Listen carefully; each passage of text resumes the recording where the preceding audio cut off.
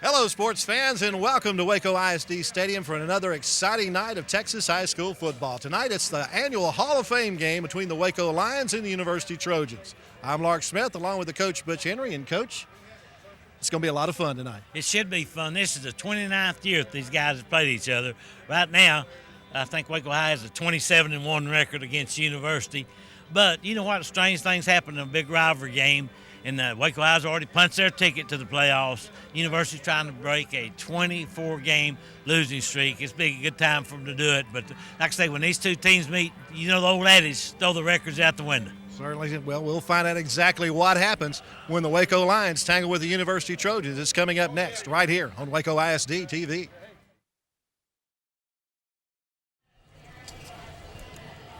Welcome to Senior Night and Parent Night 2015. Tonight, the University Trojans are proud to introduce to you our 9 senior football players, our 5 cheerleaders, and our 1 highlighter and their parents. Number 3 is Trevon Deaver. Trevon is a member of the UHS powerlifting and track teams and is a student at the Greater Waco Advanced Manufacturing Academy.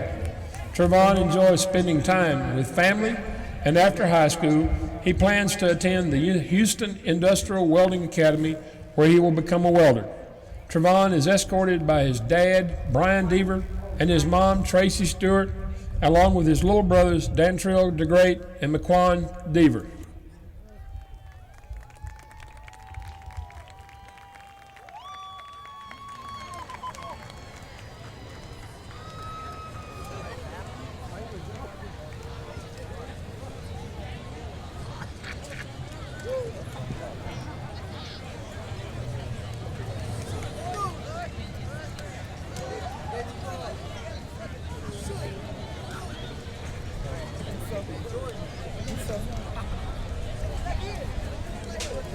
Number 7 is Kenneth Woods. Kenneth is escorted by his parents, Kenneth Woods Jr. and Jessica Navarro. Mr. Wood enjoys spending time with family. He also loves listening to music and playing sports like football and track and field. In the future, Kenneth plans on attending the University of Houston, where he will study communications and become a sports announcer.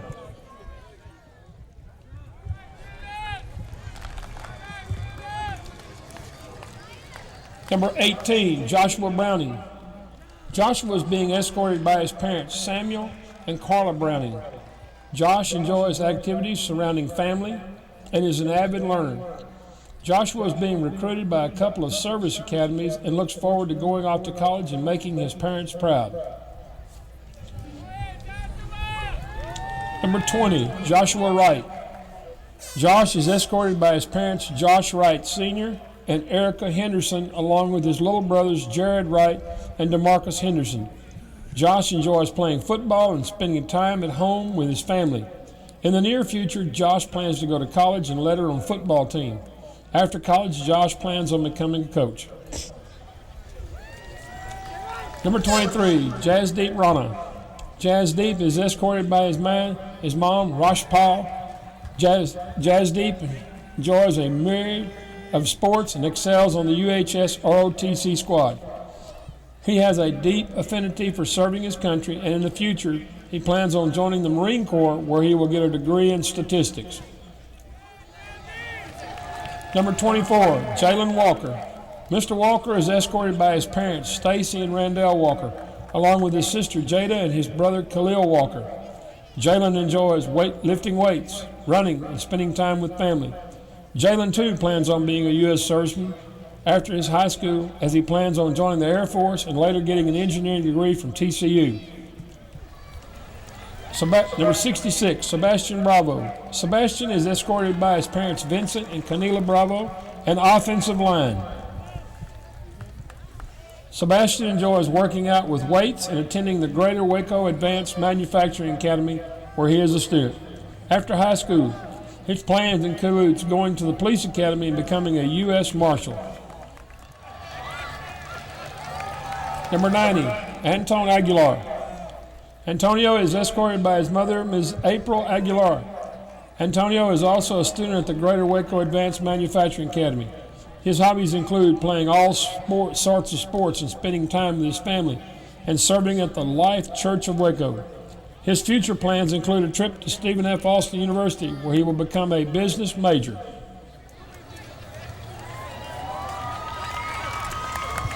And now, our cheerleaders. Jasmine Lizama. Jasmine is escorted by her father, Raphael Lizama, and her brother, Kenny Lizama. Her hobbies include working out, volunteering, running, and spending time with family. In the future, Jasmine plans on completing a degree in dentistry at the University of Texas at Austin. Dominique Davis. Dominique is escorted by her mother, LaToya Robertson, and her dad, Emmett Hicks, along with her little brothers, Jay and Taj Ra. Her hobbies include cheerleading activities and being with friends. Her future plans include studying speech pathology at the University of Texas in Denton. Angela Thomas. Angela is escorted by her parents, Davy Lynn and Thurman Thomas. Angela enjoys cheering, reading, and spending time with family and friends. Davy Lynn plans to attend the University of Southern California and major in architecture. Ayana Cisneros. Ayana is escorted by her mom, Doris Cisneros, and her dad, Howard Alexander. Her hobbies include cheering and spending time with family. Ayana plans to go to college and become a pediatric nurse. Jasmine Robinson.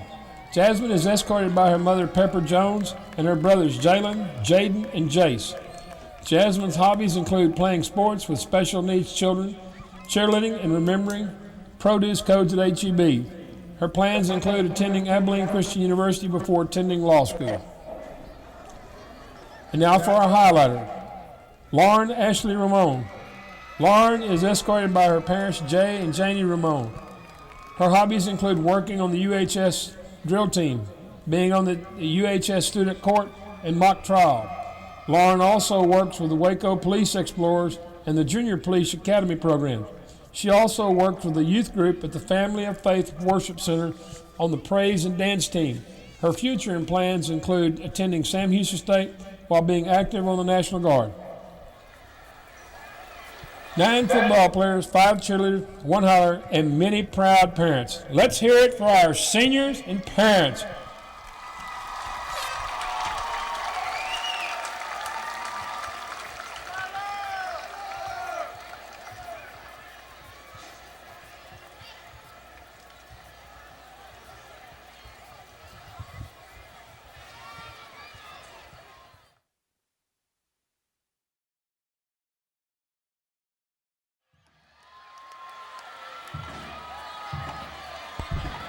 Our middle school bands have worked very hard to prepare for your enjoyment. 4 selections for tonight's pregame entertainment.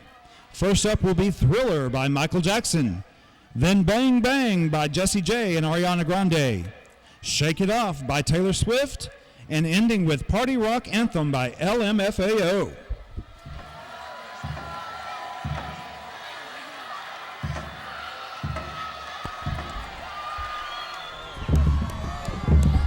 And now let's see which school has the most spirit. When you hear the name of your band, please let them know that you are here to support them by cheering as loud as you can. First up, Carver Middle School. Directors are David Watson and Michelle Nelson. Cesar Chavez Middle School. Directors are Zachary Kane, Stephanie Rusnak, and Andrew Vowell. Indian Spring Middle School. Directors are Stephanie Salazar and Cameron Aiken. Lake Air Montessori Middle School. Directors are Todd Woods and Noah Alvarado. Tennyson Middle School. Directors are Kimberly Tucker, Brianna Mitchell, and David Johnson. University High School. Directors are Archie Lee Haddon IV, Callie Bitterlin, and Jesse Oliva. And Waco High School. Directors are Scott Stuhler, Tyler Sage, and Rachel Whipple. Conducting the bands tonight are Tyler Sage and Andrew Vowell.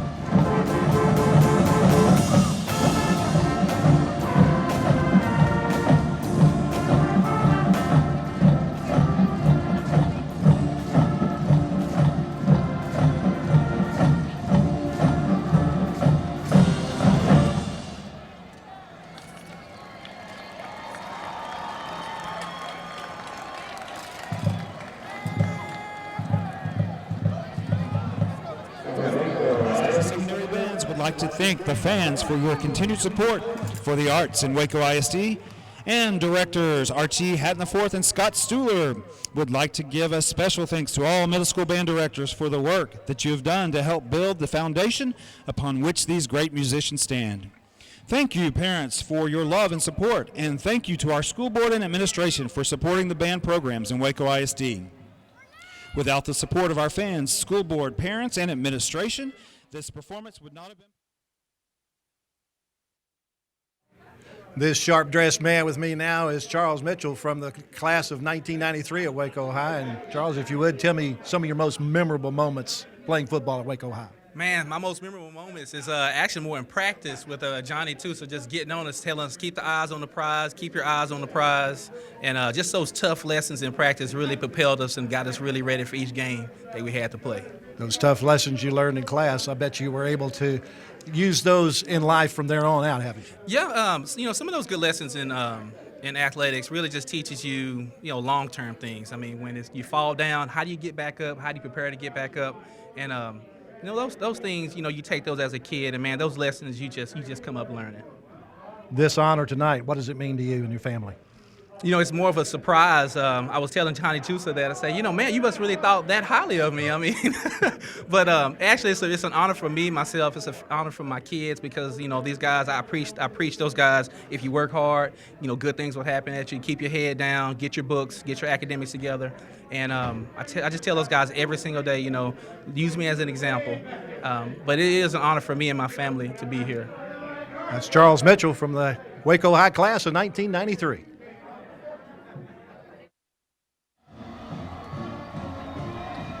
Stands are filling up here at Waco ISD Stadium as we get ready for tonight's matchup between the University Trojans and the Waco Lions. The Waco Lions have made their way on the field. The University Trojans about to come through their run through. And Coach, this is a long-standing rivalry. What's your feeling about tonight? We've seen both of these teams. Like we talked on the pregame, Mark, you can throw these records out the window, but University's only won one time in this whole series. I think it's 27-1 or whatever it is now. That was in 2009. But you can have unusual situations. You can have brothers playing against each other tonight. Jaylen Harris from Waco High and Kedrick Harris from University are brothers. Okay, that'll be an interesting thing to watch this season.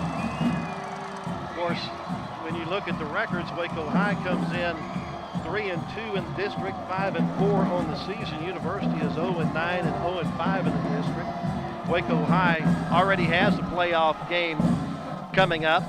University has nothing to play for but pride tonight, trying to get that one win. They may have a little bit more motivation than Waco High. I don't think there's any doubt about it. When Matt Carroll was coaching University during this game, that's when he tried the hook and ladder. I don't know we'll see anything kind of trick play tonight, but Keith Willis would like to control the football. I know that, and keep the ball away from Waco High because with Will Richards III, Jaylen Harris, DeAndre Jackson, they've got a lot of weapons.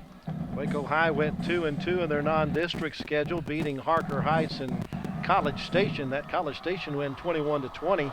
They may end up seeing College Station in the playoffs. Kind of depends on how things flowed out tonight in the final game of the regular season. Their losses were to Lake Ridge and Belton, whereas University lost to Belton, Eastview, Harker Heights, and Burnett. So they had a couple of opponents during the non-district schedule that were the same opponents in Belton and Harker Heights. The last one was Belton for Waco High that they lost 47-17. University lost to them 49-12 in the first game of the season. Don't know if those types of comparisons are relative or not at this point because University has since lost to Elgin, Temple, Manor, lost in overtime to Pflugerville-Conley a couple of weeks ago here at Waco ISD Stadium in the rain, and then last week lost to Hutto 43-15. Waco High, meanwhile, coming off of a 51-33 win over Elgin in their last outing here at Waco ISD Stadium. So the Lions, again, are trying to have some momentum going into the playoffs this year as they get ready for the postseason. By the way, it's nice to see Waco High. They're the visitors tonight. They're wearing white jerseys with red numbers. We can see them, I think. Absolutely. Hey, very, very astute observation, Coach. Yes, sir, Ray. We will have no problems with numbers tonight. The University Trojans are the home team on the scoreboard, so therefore their junior ROT is presenting the colors at midfield. And we are getting ready for the national anthem from the University High School Band. United States Army 2008-2013, two-time deployed to Afghanistan, awarded the Purple Heart for injuries sustained in battle. Antone Aguilar, United States Army 2008-2009, 1st Infantry Division, Afghanistan Division. John McGinney, United States Army, Persian Gulf veteran.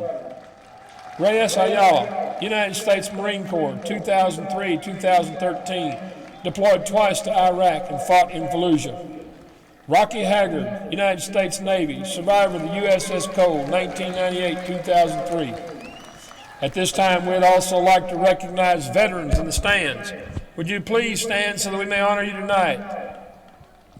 Give all these veterans a hand at this time, please. Thank you for all your service to our nation. At this time, we'd ask that you remain standing for a moment of silence. Meditate, pause, or pray prior to the playing and singing of our national anthem.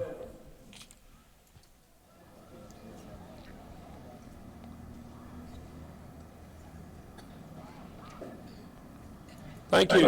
At the end of our national anthem, we'll have Texas Our Texas.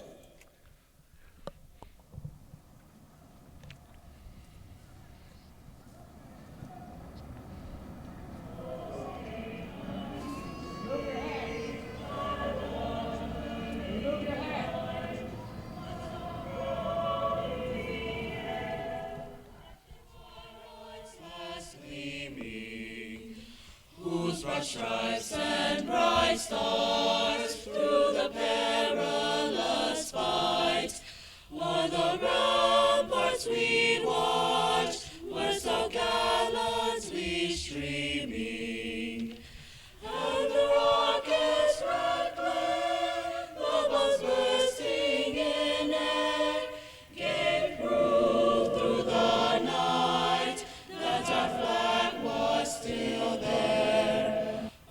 Say, does that star-spangled banner yet wave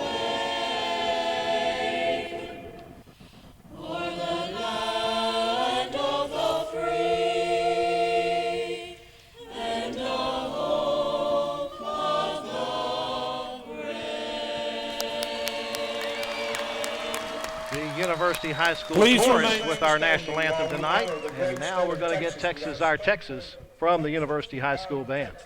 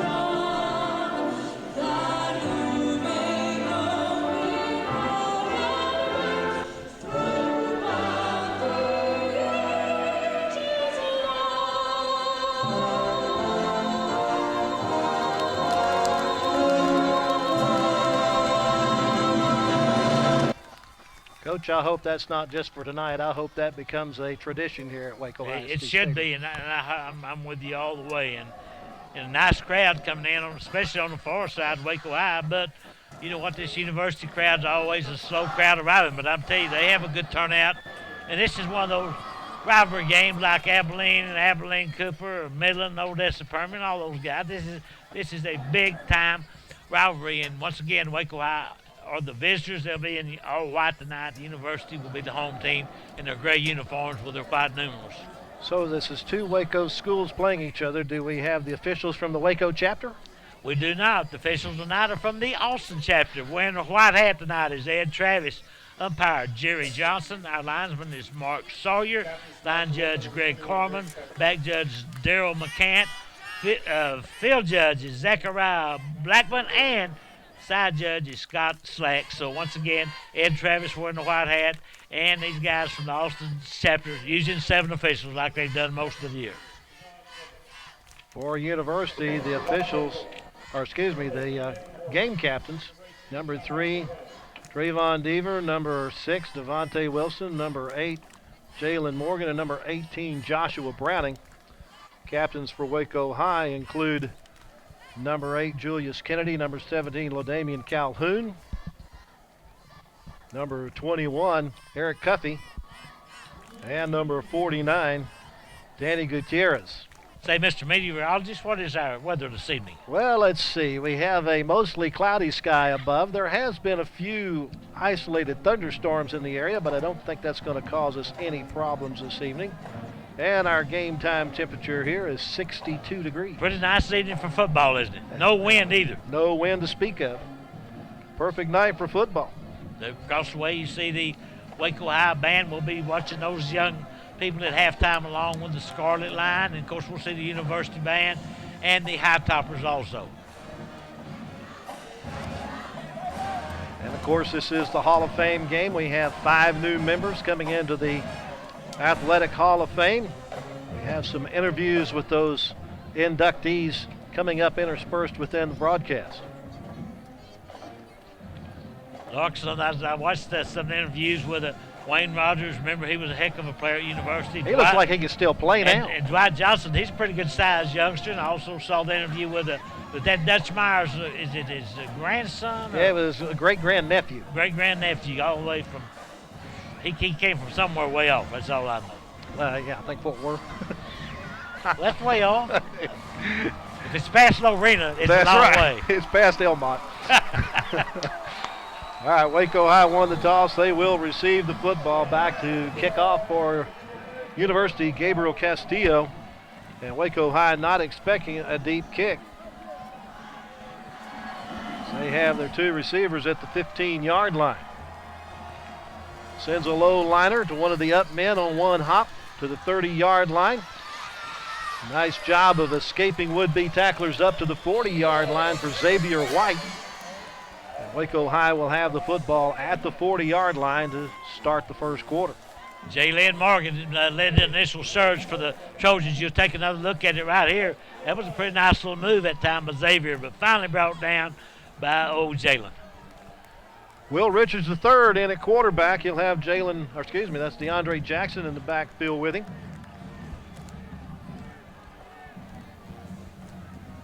Out of the shotgun, looking to pass right off, goes deep down the middle and a little too far for both of his intended targets, Calhoun and Harris. In fact, even too deep for the safety to get to.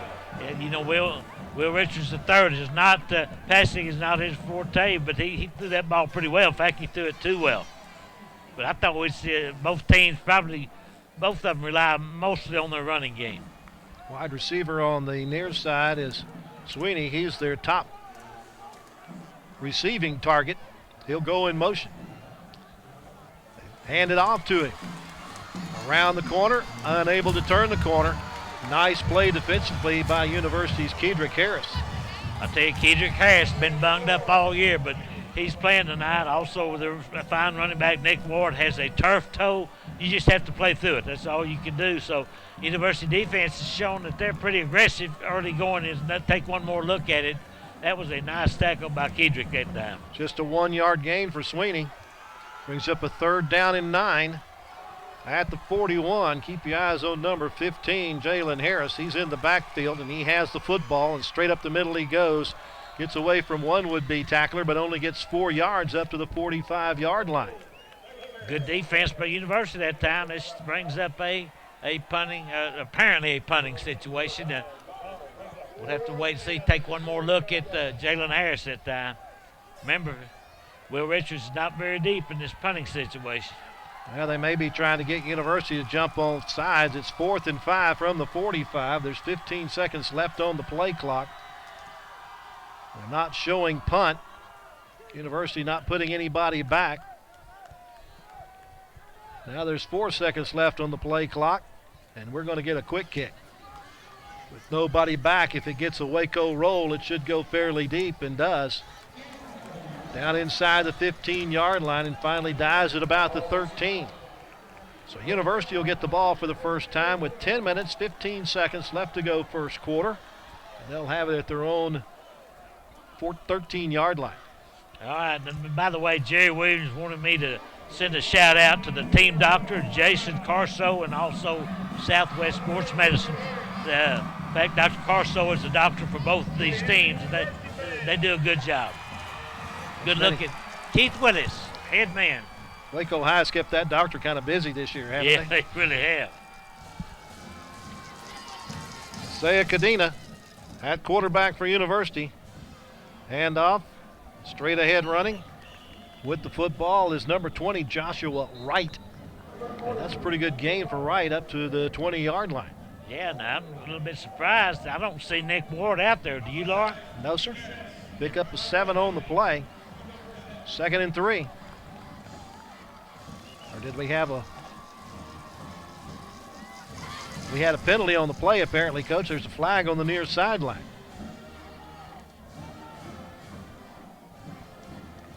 Penalty was declined. 2nd down. Must have been against Waco High. But 2nd down and 3. Wright has the football. Over the left side, he's hit immediately. Maybe a yard up to the 21 is all he'll get. Look, we've not seen Joshua Wright run the football, I don't believe, at all this year, unless they did one of those number switches like they did with Eric Cuffey and DJ Taylor. Leave it up to Keith Willis to surprise us on a Friday night. Cadena hands the football to Wright. It's going to be very close to the first down on his forward progress, but doing his best to stop the first down is Dwayne Ritchie, the top tackler for Waco High. Yeah, Dwayne Ritchie has really played well this year for Waco High. He had 14 tackles against Elgin, which is a lot. So far, he comes into the game with 88 tackles, which is the leader on this team. Giving the forward progress to the 24, he picks up the first down. Cadena on the roll. He's got some running room. A flag thrown in the backfield as he spilled at the 28-yard line. We'll see what the meaning of the flag is. Usually that's holding, and it is holding against University. So we'll see what old Austin chapter referee Ed Travis says tonight. Should move him back to the 14-yard line. Holding. Offense, number 75. Takes it back to the 14, where it'll be 1st and 20 now for University. Checking in as a receiver on the near side is Devontae Wilson. They go with the running play to right. He finds a little cutback lane and stays on his feet across the 15 up to about the 16 for a 2-yard gain. Looks like we're going to get a steady diet of Joshua Wright tonight. Yeah, but I'm really kind of surprised because we've seen Kedrick Harris, we've seen Nick Ward run the football. We have not seen Wright run until tonight, if that is right. Well, he's number 20 on the field and number 20 in the program. That's what I'm going with. 2nd down and 18 after a gain of 2. Now a whistle before the ball snap. Flag on the near side. See what the linesman has to tell our referee. Procedure, I guess. Encroachment. Offense, number 7, lined up in the neutral zone. That's Kenneth Woods is lined up in the neutral zone. He's one of their outstanding receivers, but the problem all year for University, as you well know, have been turnovers and penalties, and right now these penalties have really hurt them. They got second in a whole bunch. Takes it back to the 11-yard line where it's 2nd and 23. Still fake the handoff. Cadena throws in the flat, and it's in and out of the hands of Trayvon Deaver. First pass is a short one, but it dropped. I think Trayvon was trying to run with that football before he caught it. So this brings up a 3rd and long situation. If Waco High can hold them here, they should get really good field position.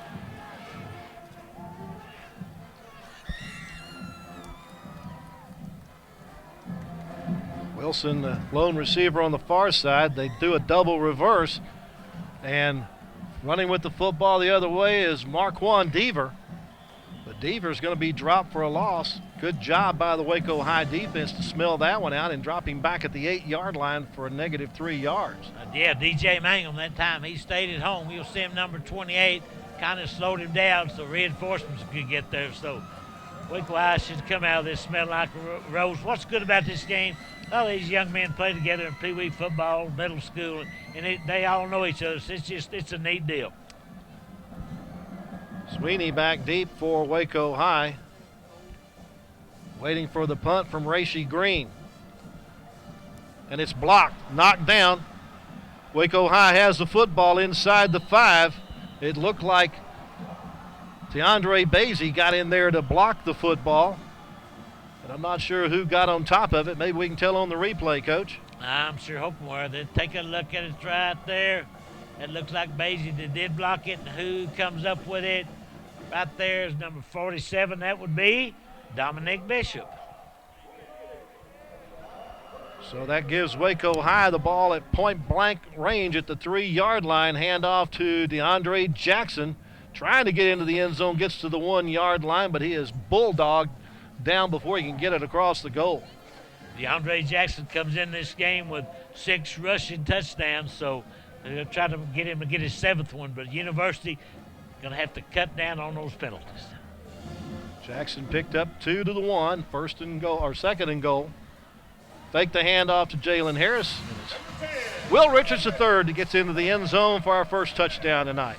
That's that zone read. He just faked it to Harris that time, and WR3 decided to keep it and went in for the 6 points. You see across the way a good contingent of Waco High fans. His 6th rushing touchdown of the year for Will Richards III as Waco High takes advantage of the block punt. On to try the point after, Logan Guardiola splits the upright. So with 7 minutes and a second left in the first quarter, Waco High has taken a 7-0 lead on University thanks to a blocked punt. Yeah, and you take one more look at the touchdown by WR3. He pretty much went in untouched, but when they were on the lip of the cup, it's hard to keep them out. And University moved the football early, then 2 big-time penalties hurt them. So that's just something they're going to have to correct. I'm sure both teams are pretty pumped up when this game started. Probably a few butterflies. Probably a lot of butterflies. Yeah, maybe so. So the blocked punt by DeAndre Basie that's picked up by Dominic Bishop turns into a 1-yard touchdown plunge by Will Richards III. And Waco High has that 7-0 lead midway through the first period. I want you to look at Malik Cooper. He wears number 26. He's got on white leggings and white shoes, something we have not seen this year. We've seen green and chartreuse, every other color, but not just plain old white. Waco High had them all for just 24 seconds on that 2-play, 3-yard drive. Alexis Aranaga makes the approach and tries an onside kick that's going to go backward. And Waco High is at least going to pick it up at the 35-yard line. And University is going to get incredible field position, Coach. Yes, they are. And we've seen Waco High do that onside kick several times this year, and we've never seen that before, though. That one just did not cut the mustard. University highlighters having a good time out here tonight at Waco ISD Stadium. And once again, thanks to Johnny Tusa, Jack Stanley, and Melissa and Christina, all these folks that have put this together, plus the Hall of Fame game. I'm glad that they brought this back. It went away for several years, and it's back now, and I think you'll continue to see it each and every year. It's certainly drawn a very large crowd on both sides of the field. So University with great field position here at the Waco 35-yard line. Hosea Cadena now has Kedrick Harris in the backfield with him. In the slot is Trayvon Deaver.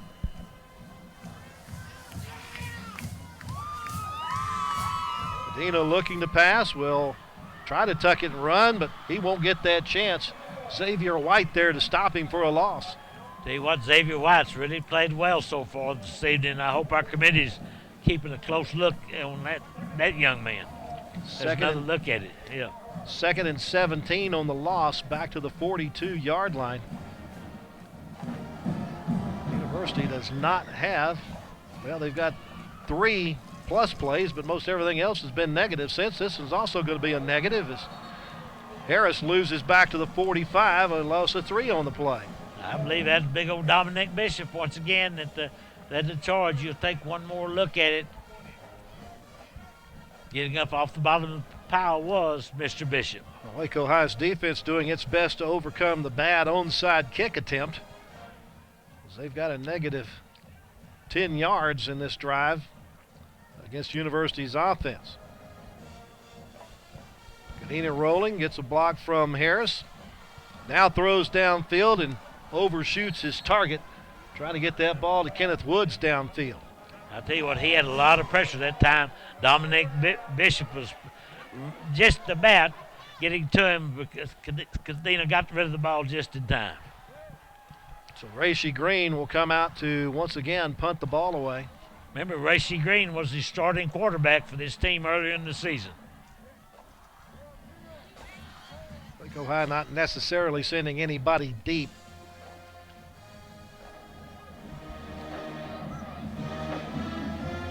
One man waiting at about the 25-yard line. Green punts it away from him. Will get a University roll and roll down to the 5-yard line. Finally killed once it gets down to the 4 by Devontae White. So Waco High will get the ball with 5 minutes and 37 seconds left to go in the first quarter. They have a 7-0 lead, but they're backed up against their goal line at the 4-yard line. I tell you what, Waco High came out of that exchange, in my opinion, smelling like a rose after that botched onside kick. Calhoun, the lone receiver to the near side. Will Richards III, the quarterback, with DeAndre Jackson in the backfield with him. Looking to throw, and it's overthrown, intended for Calhoun. Yeah, old Calhoun could jump pretty high, but he couldn't jump that high, I don't think. Brings up a 2nd down and 10. They don't waste much time, do they, Lark? No, they don't. Jaylen Harris has spent more time at quarterback than Will Richards III this year, but that's because of the injury to Richards. Handoff goes to Harris. Harris trying to find some running room, will get a yard out of it to the 5, but there's a flag on the near side and a procedure call, it appears, against Waco High. Looked like Waco High was moving just a little bit before the snap, so that'll set them back. We had an illegal snap on the offense. Half the distance, repeat the down. I'm still confused, Coach. How do you illegally snap the That's ball? You snap it or you don't you? I agree with you. It's just a penalty of -2, but it brings up a 2nd down and 12 at the 2-yard line. Now Jaylen Harris joins Richards in the backfield. Fake the handoff. Richards runs with the ball. Now he throws out in the flat to Jackson. Jackson with some open field. Gets it outside the 25-yard line and is knocked out of bounds when he gets up to the 29. Now, see, we have not seen that play this year. They might have been saving it for this game. Looked like WR3 was going to run. You see right there, throws it out to DeAndre Jackson, and he was on the move. He's finally brought down by Willie McDonald. 27-yard pickup out to the 29-yard line gives Waco High a 1st down. And that's their first down of the contest. Staying on his feet is Sweeney. Able to get it out to the 36-yard line. A gain of 7 on that pass play. Waco High at least got the ball out from the shadow of their own goal line. You'll take one more look at it. That was a nice play that time by the Waco High Lions. 2nd down and 3. Hand off to Jackson. Tries to find some room around the right side. Has the 1st down and stays on his feet to get it up to the 42-yard line. A gain of 6 will give him a 1st down, thanks to DeAndre Jackson. Devontae Wilson made the tackle that time for University. As you see the University cheerleaders. Here's another look at DeAndre Jackson. That young man has been a workhorse all year for this Waco High Line football team. This will be the 6th play of the drive that started at the 4. Richards looking to throw, has to run out from under pressure and will get yardage up to the 47-yard line, a gain of 5 on the play for Richards. He had a lot of pressure that time. Jalen Walker was putting pressure on him, but he did get out of the pocket a little bit and picked up some yardage. So you'll take another look at WR3. Tell you what, they got between he and Jaylen Harris and DeAndre Jackson, all 3 of those guys could pick them up and lay them down. Came into the game averaging about 5.7 yards per carry. Fake the handoff to Jackson. Richards keeps the ball. The University swarms him down at the 49-yard line, just a gain of 2. Brings up a 3rd down and 3. What do we got going on, Coach? Well, a little extracurricular activities, and you know it's bound to happen in this rivalry, but it's hopefully that both coaches will get those guys under control. You don't need that. Number one, it costs you a ball game. It can cost you a 15-yard penalty, so just play football. And for Waco High, it could cost them a player in that first week of playoffs. Don't need that either. 3rd down and 3. Jaylen Harris trying to get around the corner. Will turn it upfield and get it into Trojan territory. Down to the 43-yard line. Pickup of 8 on the play and a 1st down. Finally brought down by Frank White, a young man that's played very well defensively for University this year. You can't let those runners get outside. You've got to force them to go inside. Jaylen Harris, just a sophomore, the leading rusher for Waco High this year, came in with almost 800 yards total rushing on 126 carries. Trying to get around the end this time, but no chance to get around there. Outstanding job on defense by University's Malik Cooper. Tell you, Malik Cooper's a young man that's really, you watch it right here, he's played well all year from his linebacker position. That was a nice play. Dropped it back before they got a 2nd long situation. Lost 6 on the play, brings up 2nd down and 16 from the 49 on University's side of the field.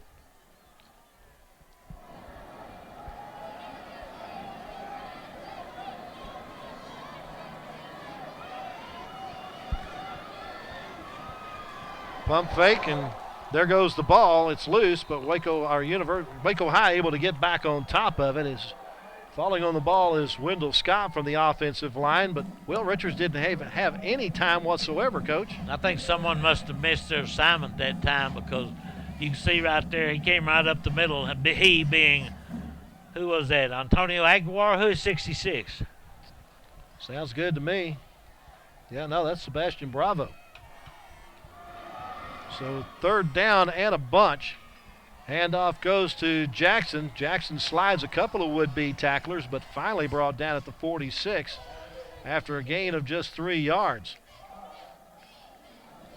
Lost 8 on that fumble a minute ago. Yes, they did. So that brings up a punting situation. Good series that time for the University defense. So we'll see what happened. Last punt that WR3 kicked, they got a good roll off of it, but the University does have someone back this time. And they're sending back Devontae Wilson.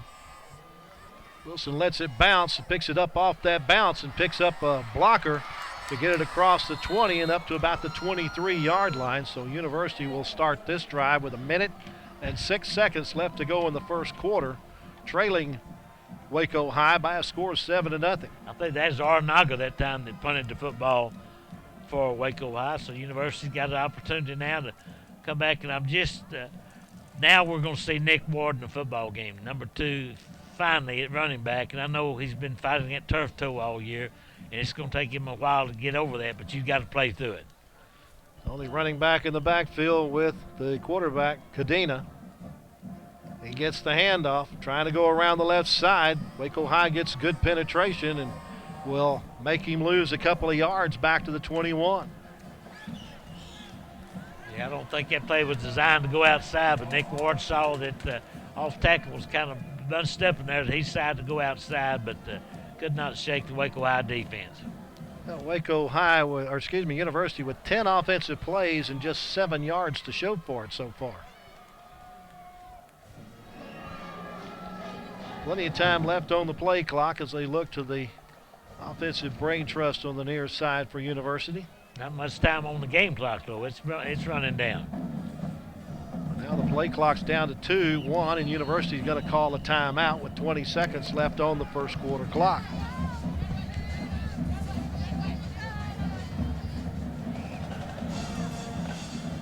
I don't know why they call that timeout unless they just were confused. And I can see how you can get confused. If you look on the sidelines, those coaches are doing all kinds of hand signals and stuff over there, and it's really difficult for sometimes to pick up what play they're supposed to run.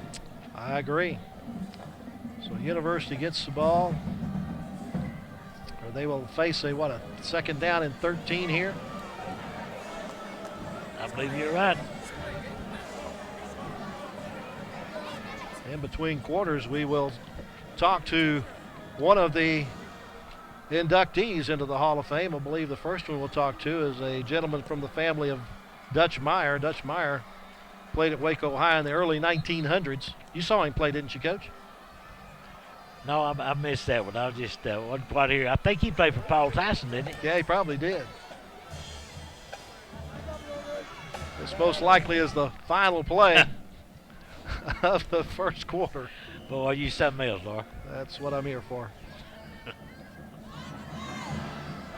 Ward, make the handoff to Ward. Cadena keeps it. Trying to get some running room. Gets a block, but is dropped back at the 15-yard line. Another loss of about 8 yards on the play as that Waco High defense continues to swarm, and that will be our final play of the first quarter. After the first 12 minutes, our score is Waco High 7 and University nothing. Back with more of our football game in a moment.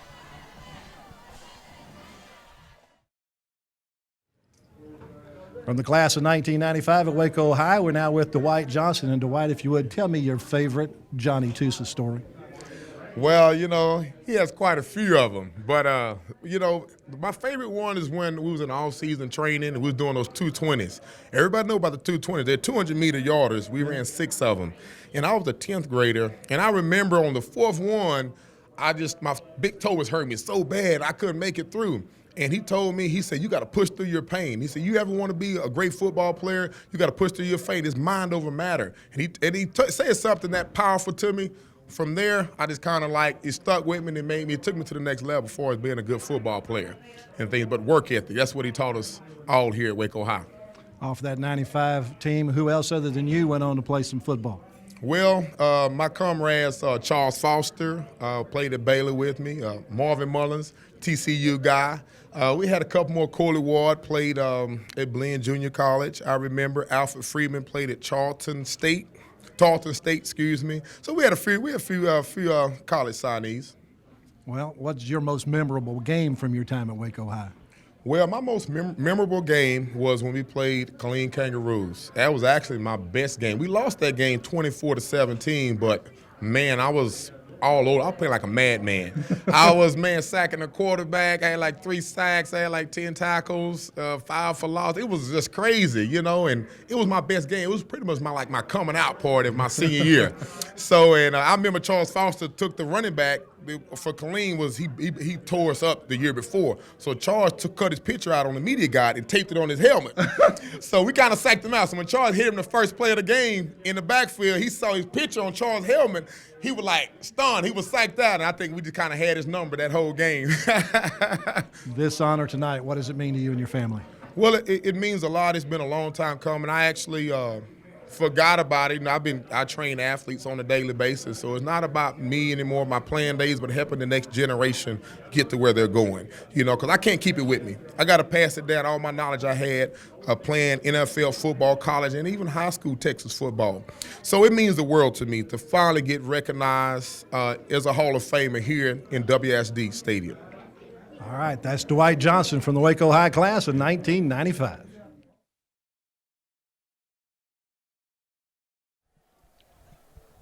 Tonight, we'd like to ask that you turn your attention to the 50-yard line, to midfield. We have from the 2013 class, Derek Johnson, Waco High, 2001. I see We Wayne, also have Wayne Walker, yeah. Jefferson Moore, 1985, 2014. And from the class of 2003, Pat Zachary, Richfield High School, 1970. Give these inductees a big hand. Congratulations, gentlemen. Honoring some of the previous inductees into the Waco Athletic Hall of Fame.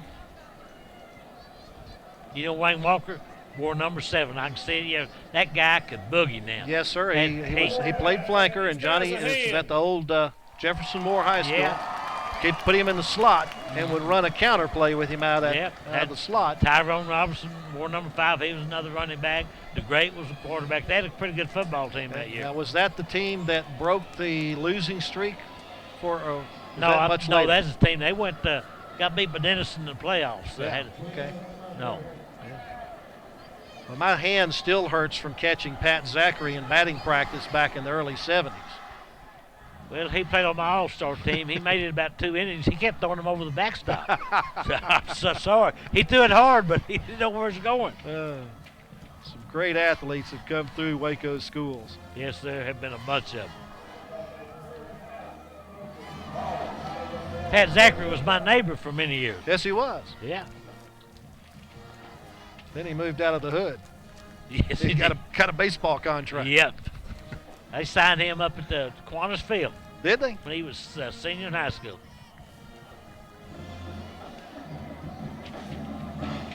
Third down and 19. Continued pass, throws across the middle and throws it a little too far, almost into the hands of a waiting Waco Lion. Eric Cuthey was waiting for that one. And he had Kenneth Woods wide open, but he just overshot him. And like I say, lucky it was not an interception. So another punting situation for University's offense. Just cannot get anything going. That's because Waco High's defense has been pretty swarming.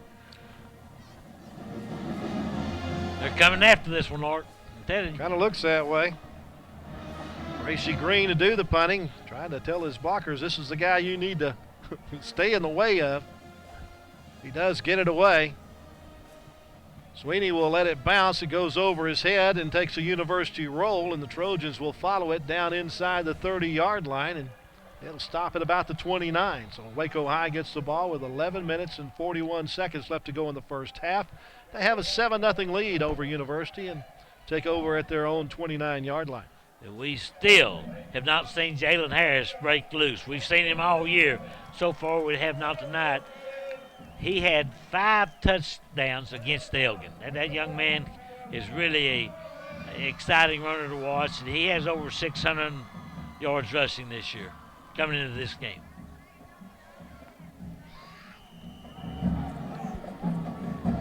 Will Richards III has DeAndre Jackson in the backfield. Faked the handoff, keeps the ball, has plenty of running room up the middle, cuts it back to the right, and is finally brought down at the 38-yard line after a gain of 9. Finally tackled that time by Malik Cooper, who's really played well all year. Actually, he had a little help also from Devontae Wilson. Jaylen Harris, the quarterback, passes in the flat, and it is complete to Julius Kennedy.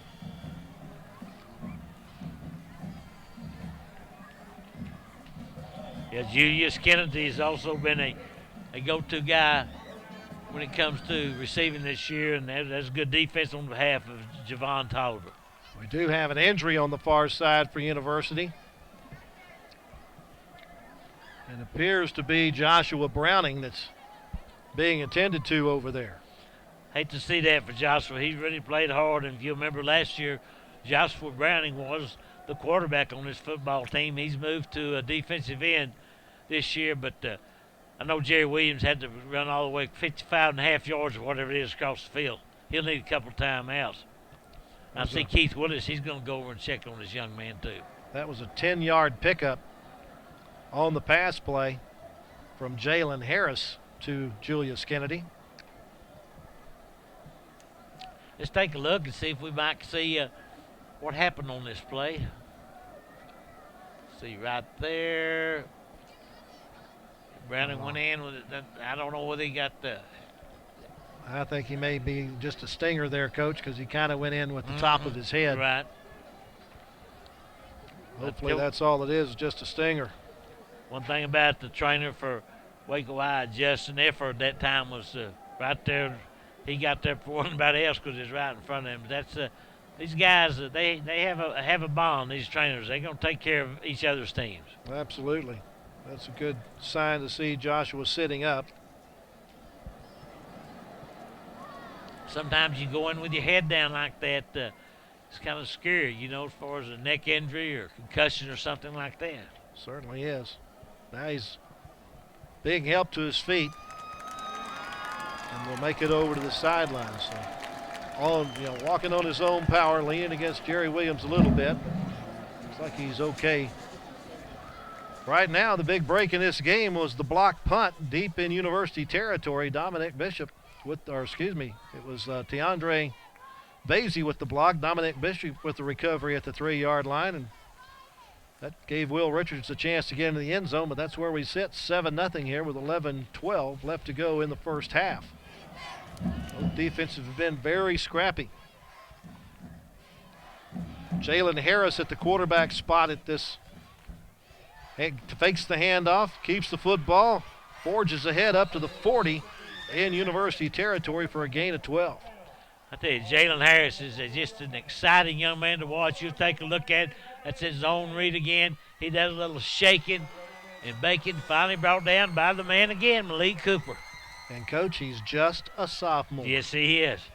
We're going to be privileged to watch him for the next couple of years. He has Edward Coleman in the backfield with him. Looking to pass, going deep, and overthrows his intended target, trying to get it to Ray High. But looks like we got a holding penalty there. I kind of felt like High wasn't getting much separation there. No, he wasn't. And you see Coach Willis talking to the official. He said, yeah, he grabbed his shirt. And he said, no, he didn't. And he said, yeah, he did. So, good look at some of the University fans coming out tonight, pulling through those U-Dogs. Well, referee will step this one off. Looks like Waco High will pick up a first down on penalty. So they'll mark it from the 40 to the 30. Defensive pass interference, number 6, 15-yard penalty, first down. Actually, they'll move it to the 25 as they called it interference as opposed to holding. Well, that's a big break for Waco High. Let's see if they can capitalize on it. This drive started at their 29-yard line. They're now at the University 25. Harris to Jackson. Jackson goes ahead up to about the 23, just to make it it's giving the 22 a 3-yard gain for Jackson. Frank White in on the tackle again for University High. And we got another Trojan down. On the far side, it's Cedric Willis, a junior linebacker that Jerry Williams is going to come take a look at. And, Coach, I think I also see a penalty flag on that far side. I do, too. And I bet Jerry Williams said, you guys get hurt on this hash mark over here, would you? he's run about 80 yards last 5 minutes. Dead ball. Personal foul. Late hit. 52. Sorry. The other way. 52 for Waco High with the late hit. So that'll move Waco High backward. And then look at that little girl. She is just as cute as a speckled puppy. Look at her. Look at the Baylor shirt on. She really is cute. Willie's coming off, flipping a little bit. Hopefully he'll be back. So I'll take it back to the University 37-yard line. On that 15-yard personal foul.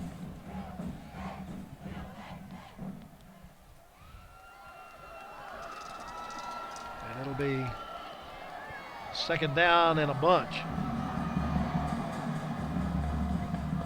On the zone read, Jackson with the football. take it down to the 34 for a gain of 3. Finally brought down by Josh Walker, a sophomore from University. They thought they might catch him off guard with that long yardage, but he picked up a little bit, but not much.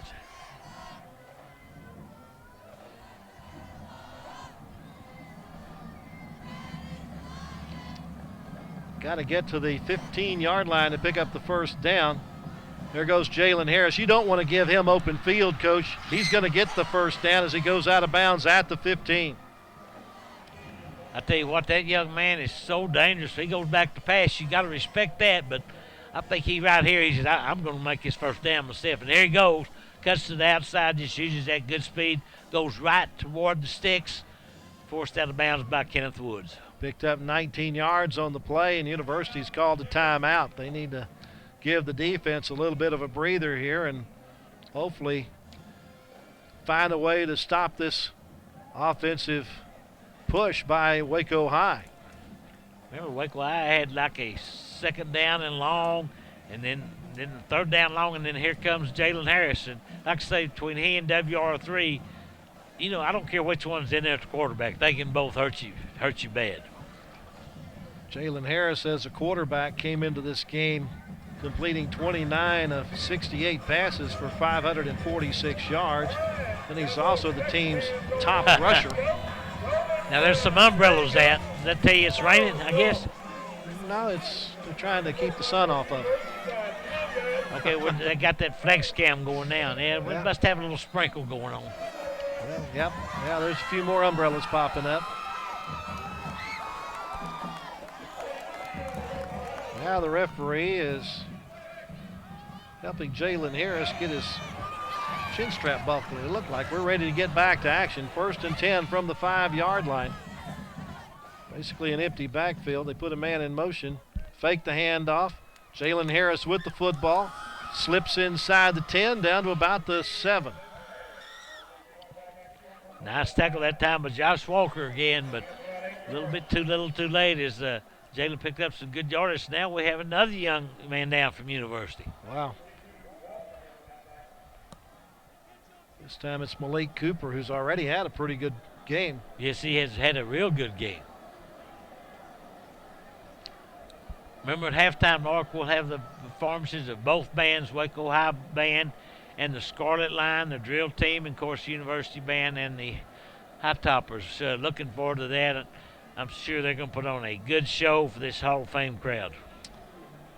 During the pregame, they also had some of the junior high or middle school bands here. They had a bunch of people out there. That's all I'm telling you. See if they may be part of the halftime activities as well. Could be.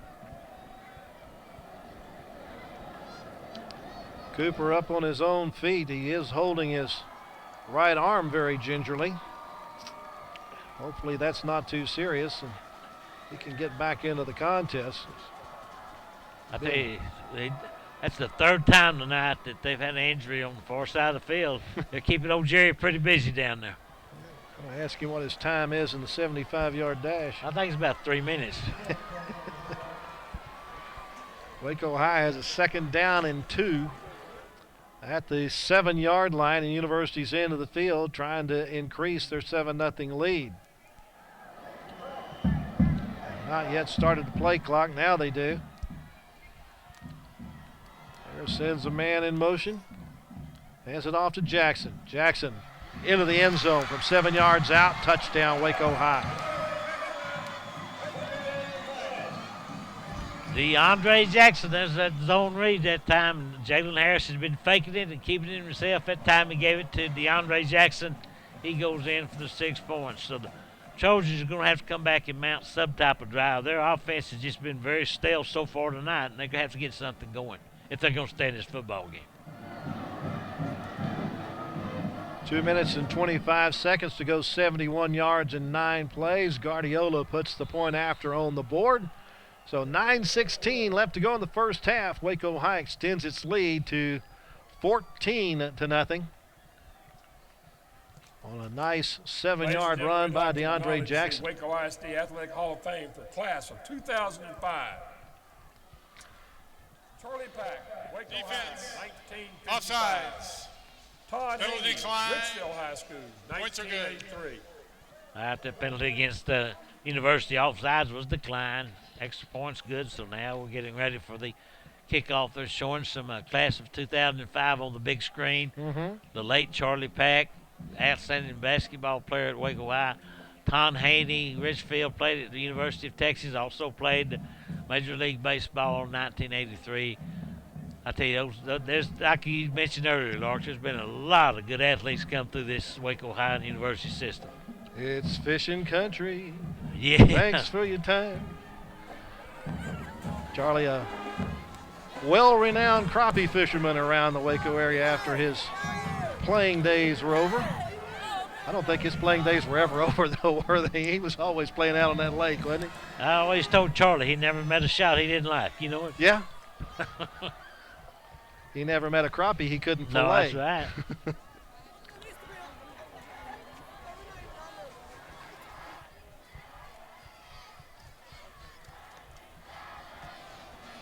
Deep kickoff this time, down to the 5-yard line. Oven Tolliver gets it up to the 23-yard line. Nice return by the junior Tolliver. I tell you what, if he hadn't been tripped up by Tyrone Stewart, he was fixing to make a lot of yardage on that. He was a little upset that he got tripped up, but they do have decent field position, but you're trading on the scoreboard 14-0. You need to get something going. Just not been able to move the ball very much. They've got 13 offensive plays, Coach, and -4 yards to show for it. That's not very good at all. Waco High defense has had their ears pinned back. Cadena at quarterback hands it off to Nick Ward, and Ward is swallowed up when he gets to the 25-yard line, but it is a gain of 2. Swallowed up and made the tackle was Dwayne Ritchie from Waco High. He's done that quite a bit this year. Yep. Came in the leading tackler with 117. Coach, that's twice as many as anybody else on the team. Yes, it is. Ward with the football again. A yard maybe to the 26-yard line, but that's it. Nick Ward's been their go-to guy for Waco. I mean, for University. He's their leading rusher with 861 yards coming into this game. But so far tonight, he's had a hard time getting untracked. 3rd and 7. Once again, check with the sideline to get the play. Remember, Hosea Cadena, quarterback, passing is not his forte. He's only a sophomore. He is just a sophomore, but he certainly has put a spark in this offense when he started at quarterback about the 4th game of the season. Able to get around the corner and knocked out of bounds when he gets to the 31, but he's still a couple of yards shy of the first down after picking up 5. Taking one more look at it, you'll see Hosea that time moving and grooving and finally run out of bounds by, well, I don't even have to look. That was Dominic Bishop again. Racy Green in to punt the football away. For Waco High, it'll be Donnell Sweeney deep.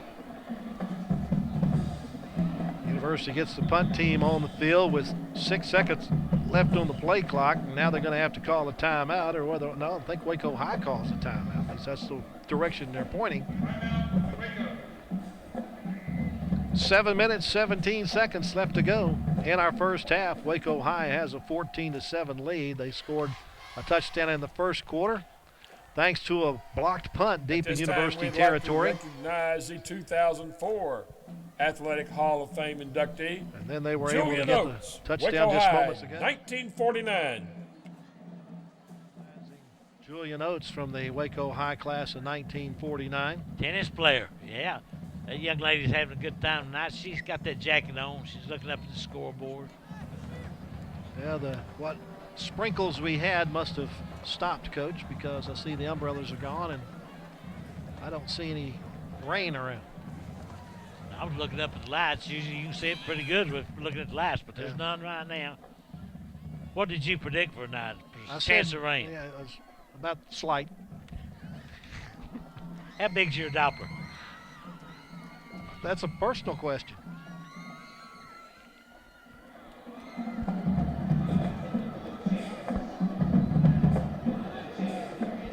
send Eric Cuffey deep as opposed to Sweeney. Waco High maybe not buying the punt, but it gets away, and Cuffey's just going to watch it go over his head. It takes a sideways bounce, and University kills it at the 38-yard line, and Waco's into the field. They'll get the ball with 7:06 to go in the half and lead 14-0. Waco High's got plenty of time to get the other end. That ball was killed that time by Myquan Deaver from University. So we've seen Waco High. They've really had a lot of success running the zone read with either the quarterback keeping it after the fake or giving it to DeAndre Jackson.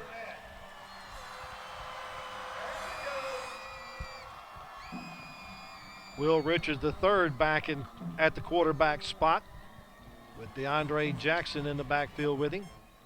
Looking to pass.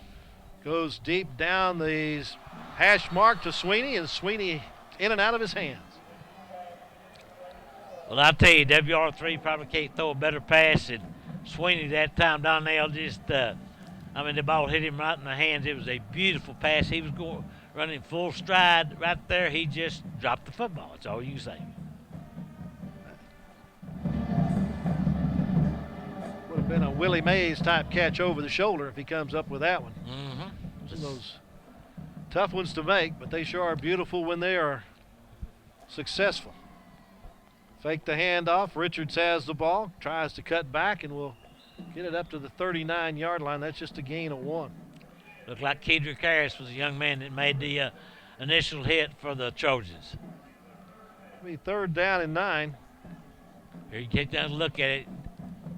You'll see Kedrick number 4. Yep, there he is. Also the help from Frank White. And also in on the tackle was Jalen Walker. Wonder how foreign it is for the Waco High coaching staff to be on the opposite side of the field. It's very different. 3rd and 9, looking to throw, coming to the sideline, and Sweeney had no idea where the ball was. He kept looking for it. It was already up in the air and over his head.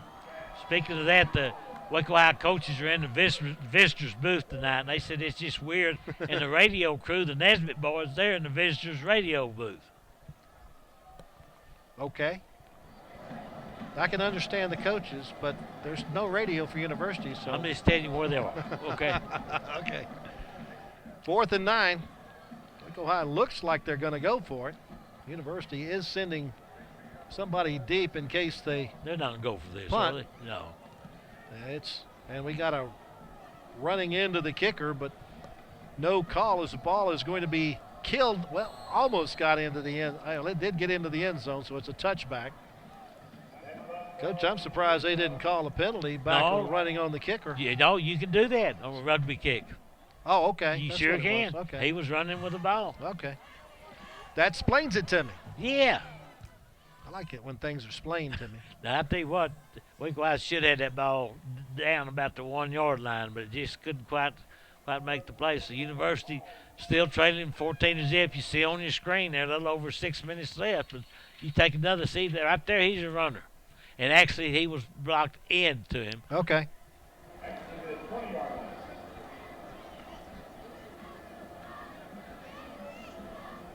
So from the 20-yard line, University trying to get something going. Puts Racy Green in at quarterback. He's the throwing quarterback. First series of downs for Green at quarterback. Right back in as a running back. Green flat-footed throws down the sideline. Nice adjustment made by the receiver, Devontae Wilson, and he takes it down inside Waco High territory to the 46-yard line. Like I said, Racy is their throwing quarterback. He threaded the needle right there. I think the DB got a little bit, got turned around just a little bit. That was 34 DJ yards. Taylor. Yeah, nice play. Biggest gainer of the night for either team. Hand off to Wright. He's stopped before he can get to the line of scrimmage. As a matter of fact, they're going to give him a 2-yard loss back to the 48. See, you make a big play, and then you turn around and lose yardage on the next one. That's been the story of the University Trojans, actually, the last couple of years. So it's 2nd down and 12 from the 48. Green has Wright with him in the backfield.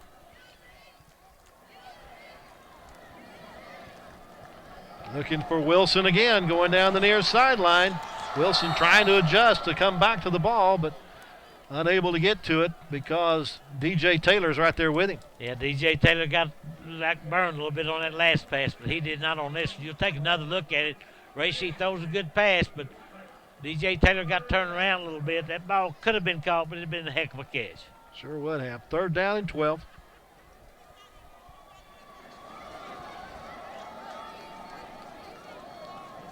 Marquand Deaver on the far side along with Kenneth Woods as receivers. Green rolling to his left. Fumbles the football and Waco High's on it. Recovering it for the Lions is Dominic Barajas. And the big fumble gives Waco High one more chance to extend their lead here in the first half. Racy Green that time he didn't have time to do anything. I see is there I don't know, that's not a flag, I don't guess. But anyway, he should have probably just thrown that ball out of bounds.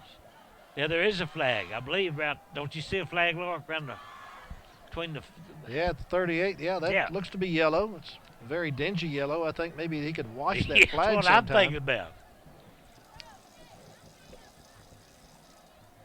Still haven't figured out why they went from red to yellow. Dead ball, personal foul, late hit against Waco, 15 yards, first down.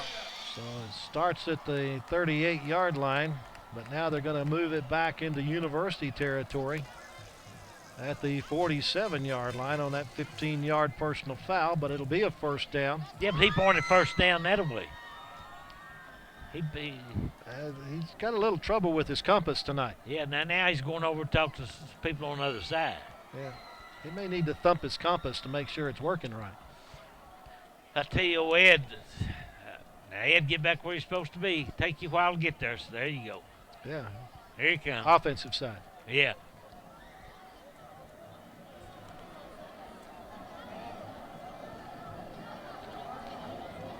We can stretch it to the end of the game.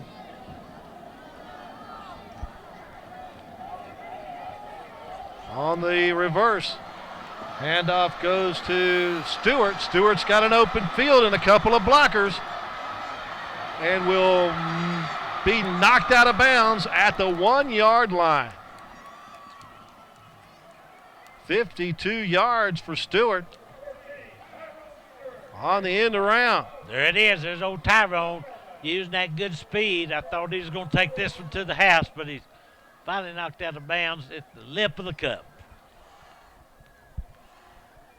Will it be Richards? Will it be Jackson? Jackson. Is it a touchdown? Waiting for a signal. No, not yet. No. Down at the 1, no gain.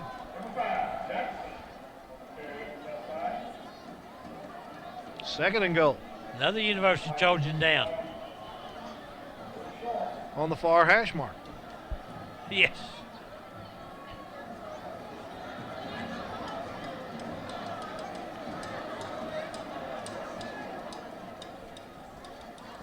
Can't read the number of the man down here. This is the 4th injury timeout we've had for the Trojans here in the first half. Yeah, it is. The Waco High's playing very physical, I assume. And I tell you, University their defense has been on the field too long. Their offense they cannot generate anything. Had a real long pass, but that's about it. Let's see if we can see where the injury occurred right here.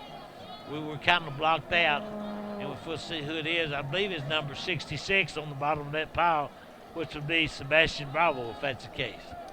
University offensively, 19 plays for just 36 yards, Coach. Well, that's better than they were doing. Yeah. Right? That long pass kind of helped them, didn't it? At least it's positive now instead of negative. Yep. Now Keith Willis is going to go join his trainer, Jerry Williams, to check on his ball player. One thing about it, Rodney Smith will be getting some of these basketball players, I guess, ready to go Monday because they've already been practicing. But I imagine some of these football players also play basketball.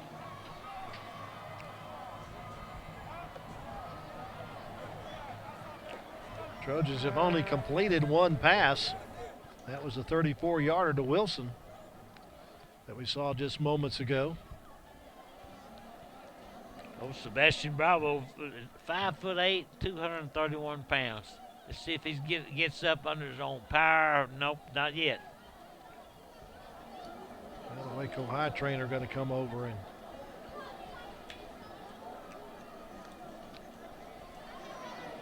check him out.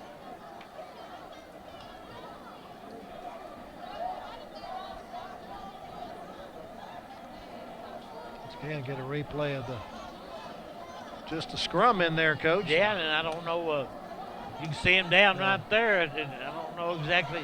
A lot of times in those scrums like that, you maybe get hit from the backside, but one of your own teammates, it ends up causing some type of leg injury. Looks like he's holding the right part of his right hip back there, so I don't really know. Certainly hope the young man's okay. Waco High will continue in next week. I guess time to be determined as far as the playoff, and University to start running that three-man weave, I guess. I guess they will meet sometime tomorrow to decide whom they're playing where. I talked to Marty Herbst earlier in the week, and they attempted to get the three possibilities together and just flip home and home, but that didn't happen. So they'll take care of that tomorrow sometime. We'll find out exactly where Waco High is playing and whom they would be playing. I do understand there's 4 football games out here this coming week at the Waco ISD Stadium, playoff games. I don't know exactly who all is playing. I know Cameron's one of them, but I don't know what night they're playing.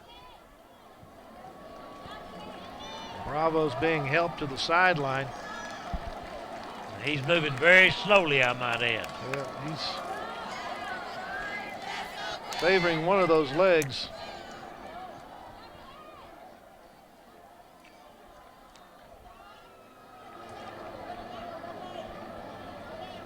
Still not feeling real comfortable about the situation. No, he's not. He's really struggling just to get to the sidelines.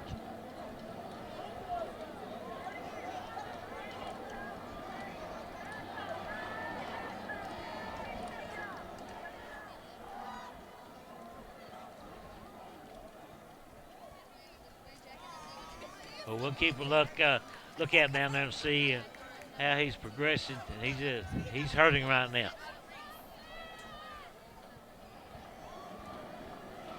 So it's a 2nd and goal at the University 1-yard line with 4:23 left to go in the second quarter. Waco High looking for their 3rd touchdown of the night.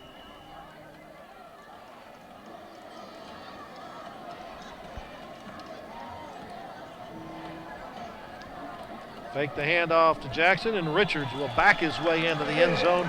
His 2nd touchdown of the night and his 7th rushing touchdown of the year, and that ties him with Jaylen Harris for the team lead for rushing touchdowns. Yeah, but that was a nice, once again, that zone read, faked the ball to DeAndre Jackson, and WR3 kept it himself, and there he goes. You know, he had a sprained ankle a couple of weeks ago, but he's bounced back from that, it seems like.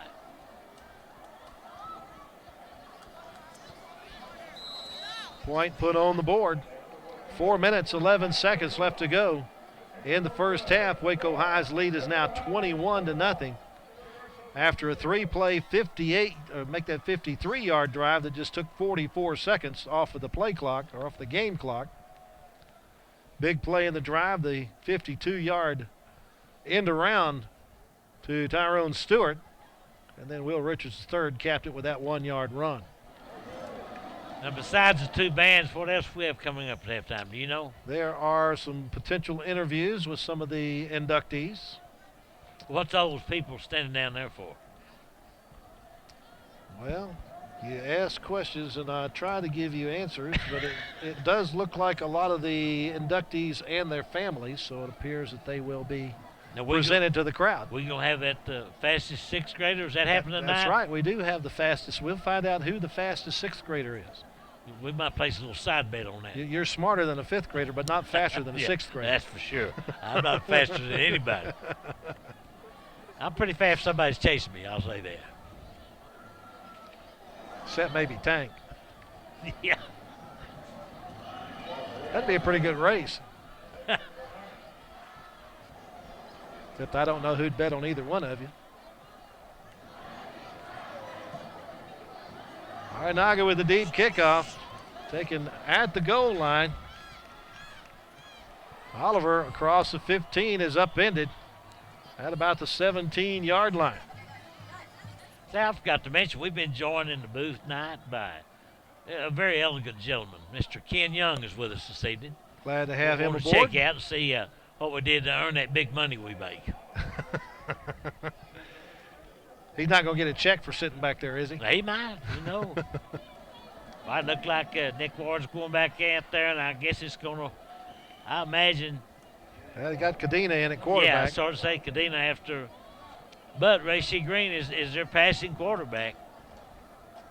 Well, Kenneth Woods has been a guy that did a good job receiving. They've not thrown to him tonight. not much. Fake the handoff. Cadena keeps the football, and he's trying to get around the corner. So I'll get maybe a yard out of it, and that's all. And now we have a flag thrown at the end of the play. Mangum. What could this be, Lord? Something that was going on with Kenneth Woods. Watch number 7, see if there's anything that happens at the end of the play here that you see. Yeah, right there. And I saw Eric Cuffey with a shot. Yep. And that's going to bring the personal foul against Waco High. Dead ball. Personal foul. 21 White throwing a punch. Ejected. Whoa, Eric Cuffey gone from this game, and will he also miss some time next week, Coach? I don't know. I can't answer that. I don't know. But he's out of the game right now. That's Eric Cuffey has had he's got offers from Alabama and LSU and Southern Cal, Baylor, just about anywhere you can name. He's one of the top 10 defensive backs in the nation, not in the state, but in the nation.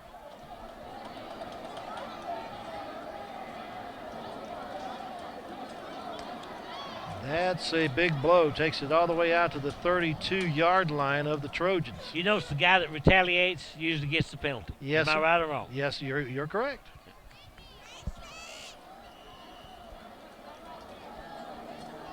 But haymakers are going to be seen no matter who throws them. On the reverse, Wilson with the football, and he's off to the races. Gets away from one man. And finally run out of bounds at the 20-yard line of Waco High.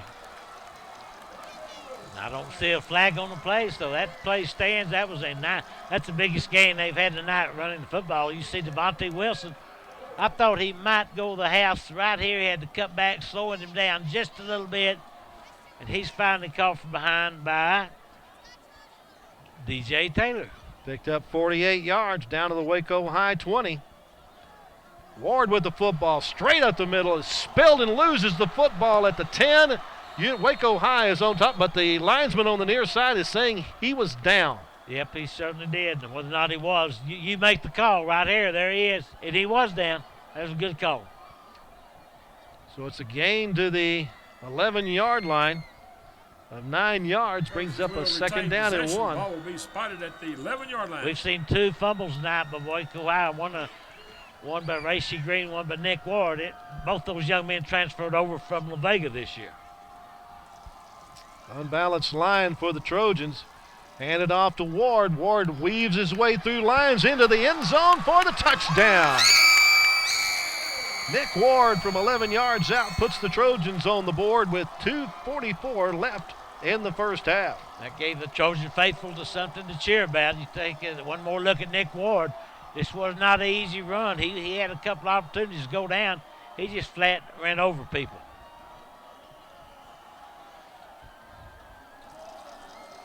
They're missing a player out there. I think they need one more man out there. Yeah, they got plenty of time.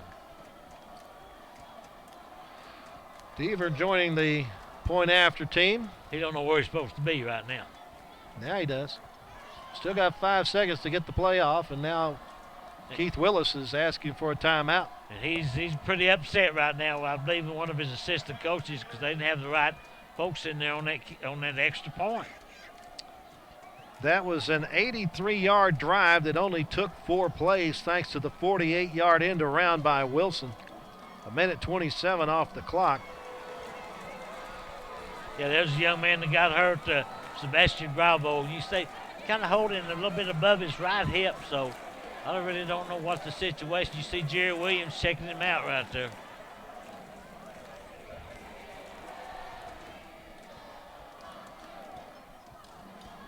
And that girl's cute as a speckled puppies. We've had 2 speckled puppies tonight.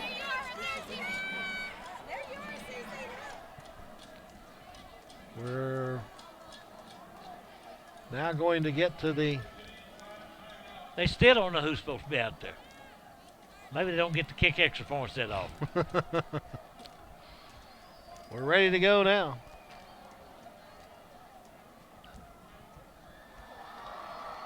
And it is good. 2-touchdown game right now. The Lions lead the Trojans by a score of 21-7 with 2:44 left. Not only the big play in that drive was the 48-yard run by Wilson, but the 15-yard penalty and the ejection of Eric Cuffey may have something to do with the final outcome of this game. It could do, and I see Keith Willis is very upset with the officials. He thought they roughed the kicker that time, but there was no flag. You take one more look at the touchdown. That was just a really nice run by Nick Ward that time. And how do you think the absence of Eric Cuffey will affect the Waco High defense? Well, since University's not necessarily throwing the ball a lot, if they go to throw the ball a lot, it might help University. Right. If they keep the running game up, it may not hurt them at all.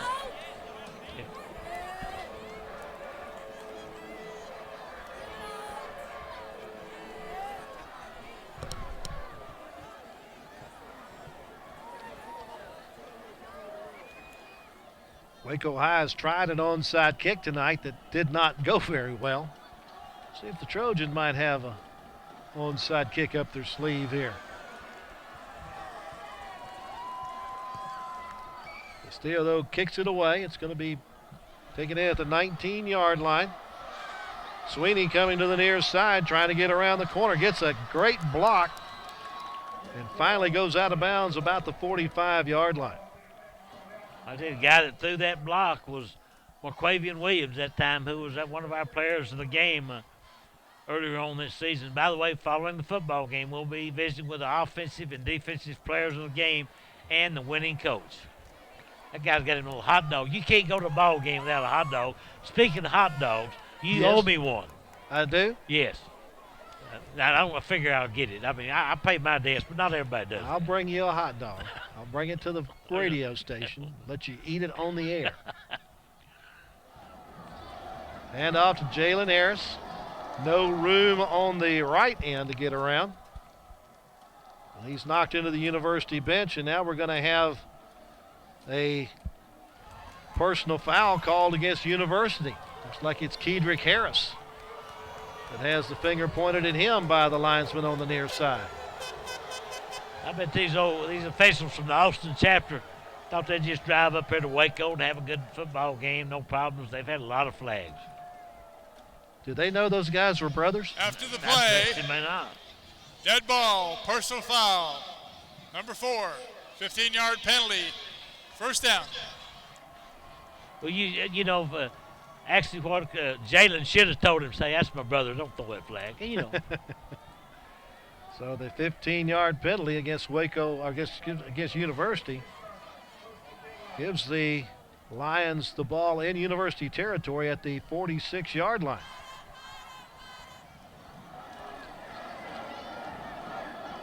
Pass is complete to Jaylen Harris, and he is just flat smothered when he catches the football. Is that Wilson that took him down? Yeah, Devontae Wilson. I mean, as soon as he caught it, Wilson tattooed him, but he hung on to the football. Give him credit for that. Down to the 39, a gain of 7 on the play. Second down and 3. Going quickly, they hand it off to Jackson, and Jackson has it to the 35, picks up the first down on that 4-yard gain. Now, unofficially, according to the scoreboard, Waco High still has 2 timeouts remaining. The clock will stop if this is the first down. Yep, we got a flag on the play, Coach. Second down. They're going to have to wash those flags because I'm not seeing them. No, I'm serious. You're right. I know it's the end of the season. Maybe they've gone to a different color than they had last week. Or maybe Austin uses a different color. I don't Maybe know. that's it. I thought they might use a burnt orange flag. I didn't know. Well, back to the 44-yard line. It's just a 5-yard penalty, but it negates the run by Jackson. Look at the official headline telling Willis stay off the field. 2nd down and 8 at the 44.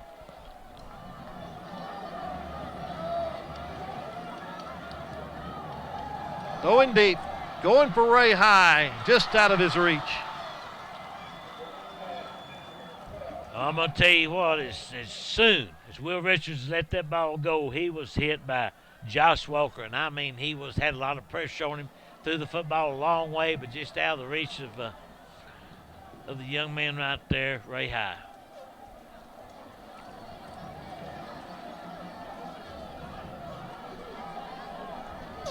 Third and 8.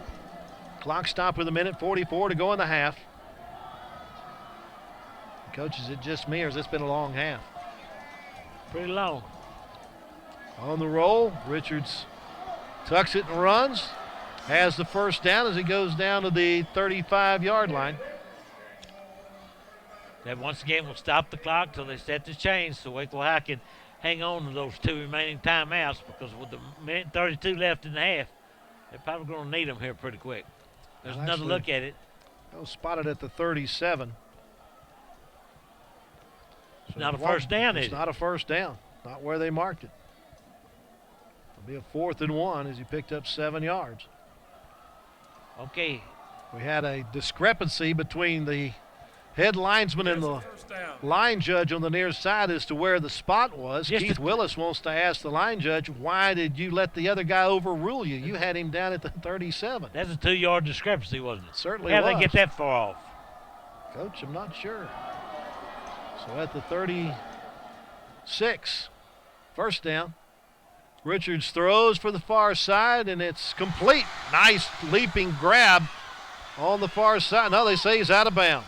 They say he came down out of bounds. What a nice attempt by Julius Kennedy to haul that one in. Look at this right here. That was a great catch. I mean, good.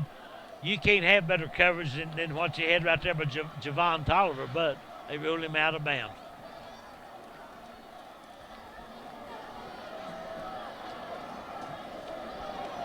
Still plenty of time for Waco High with 2 timeouts remaining. 1:17 left in the half. Jaylen Harris in the slot on the near side. Keep an eye on him. He can't seem to break free. They throw it in the flat, and it's over the intended target. Trying to get it to Tyrone Stewart. Okay, if I'm Waco High on this 3rd and long, Jaylen Harris is going to touch this football somehow, either on a zone read or something, because he's the type of guy that can break it open, no doubt about it. Will Richards goes to the sideline. So that means Jaylen Harris will be the trigger man, and now we have a timeout called. By whom? That had to be Waco High, I believe. Well, looks like we're getting. Sideline warning against University. They're first.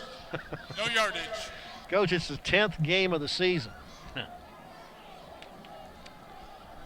First time's a warning, the second time's a 5-yard penalty, next time's a 5-yard penalty, and the 4th time's a 15-yard penalty.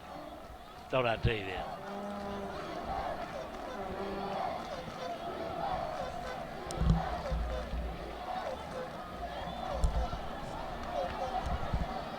Going for the touchdown, and it's Ray High who catches the football from Jaylen Harris from 36 yards out. Finally able to make that connection for the TD. 4th touchdown of the night for Waco High. This is a thing of beauty, Coach. I told you I didn't have Jaylen Harris involved in that play.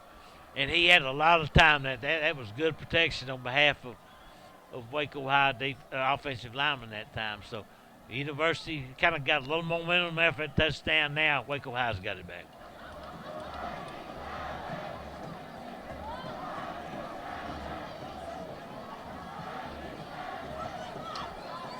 Guardiola puts it on the board. 1:05 left to go in the first half. Waco High increases its lead to 28-7.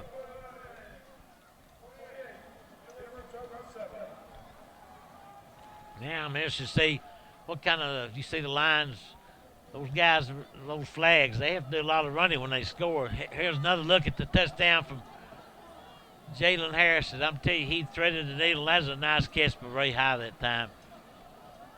Just got behind the defender. So have to see what type of kickoff that Waco High will use. As you well know, they have an arsenal, don't they? They have a cornucopia of kickoff. Pardon me? Formation. No, she plays tennis. 60 yards and 7 plays for the Lions. Minute 39 off the clock. Scoring on the 36-yard pass from Harris to High. Helped a little bit by the 15-yard penalty to start the drive against University's Kedrick Harris. I'm looking down on the sideline at Sebastian Bravo. I don't think we'll see him getting out. He's still holding that right hip. Got his shoulder pads and everything off. So, no, we won't see him again this evening. Well, that's unfortunate for the senior to be knocked out of his final game of his career. Oliver lets this get by him and out of the end zone, so University will get it 1st and 10 at the 25. Okay, you're Coach Willis now. You're down 28-7, minute left in the half, minute 05. You going to try to put some points on the board or just run out the clock? Hook and lateral. Now do it. Bring out the gadget plays. Reach into those bag of tricks and pull out something strange. They had a little reverse earlier that worked well for them, but I don't think that works about one time a game. Cadena will be the quarterback, has Nick Ward in the backfield with him. Keep your eye on the lone receiver to the near side, number 6. Devontae Wilson. He's lined up as an end on the near side. Hand off to Ward, though, and Ward with a spin move breaks open, and with good second effort, gets it out to the 39-yard line. Boy, you talked about a determined run that time. Nick Ward, he was running like a man possessed. He did a good job of picking up this first down. You look at him, he had several opportunities to go down. He just keeps going. 14-yard pickup to the 39 and a first down. Clock under a minute, continues to roll. Cadena fakes it to Ward, keeps it himself, and then moves the pile up to about the 42-yard line. A gain of 3 for Cadena. And unofficially, University is out of timeouts according to the scoreboard, so this clock ticking down. They cannot stop the clock, so we'll have to see if they could try to go for the touchdown here, just try to break Ward loose. Get it off with 20 seconds left on the clock. Nick Ward bounces off of one Lion and goes forward up to about the 46-yard line. Gain of about 4.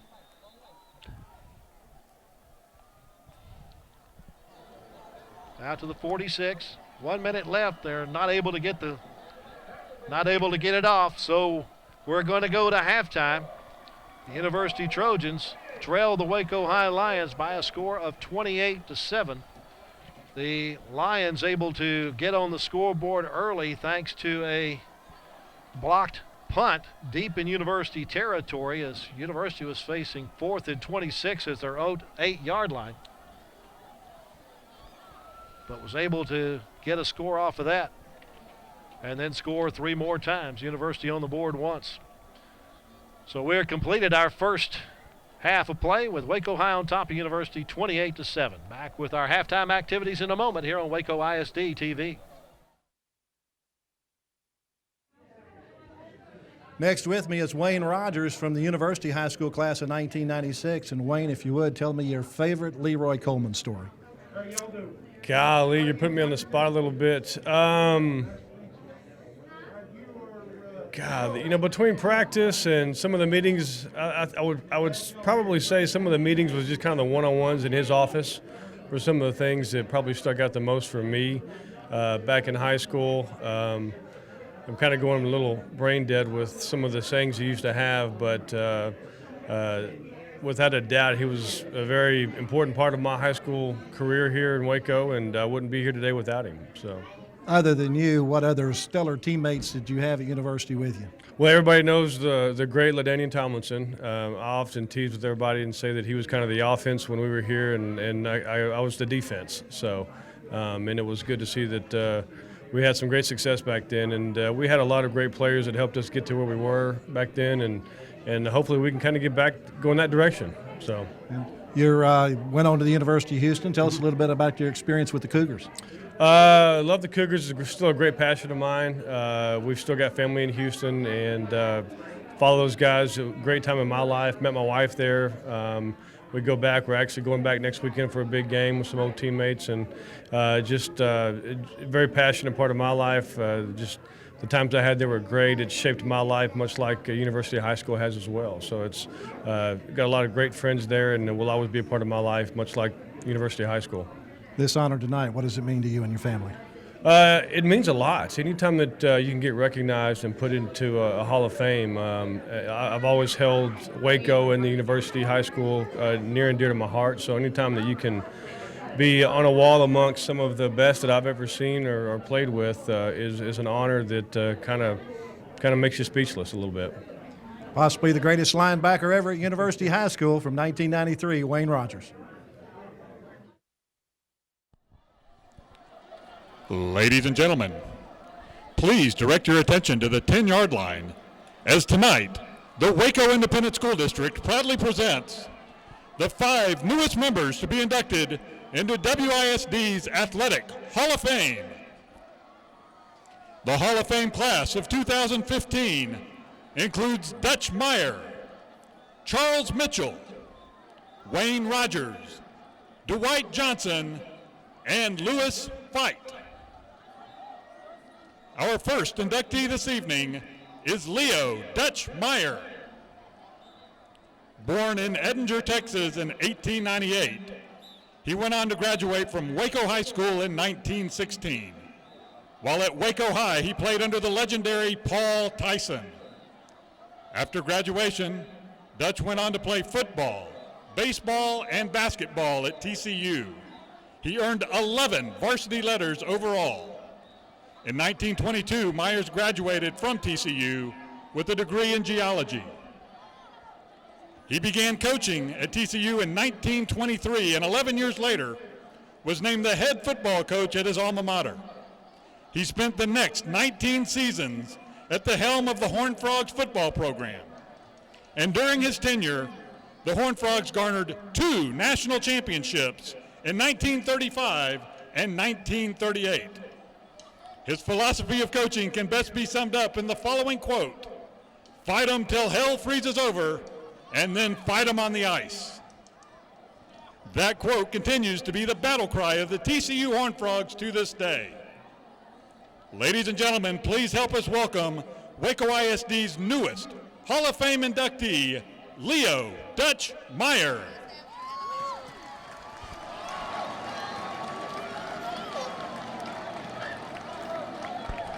Presenting the award this evening is the founder and CEO of Texas Football Magazine and a member of the Texas Sports Hall of Fame, Mr. Dave Campbell. And accepting the award posthumously on behalf of Dutch Meyer will be his grandnephew, Judge Tom Lowe.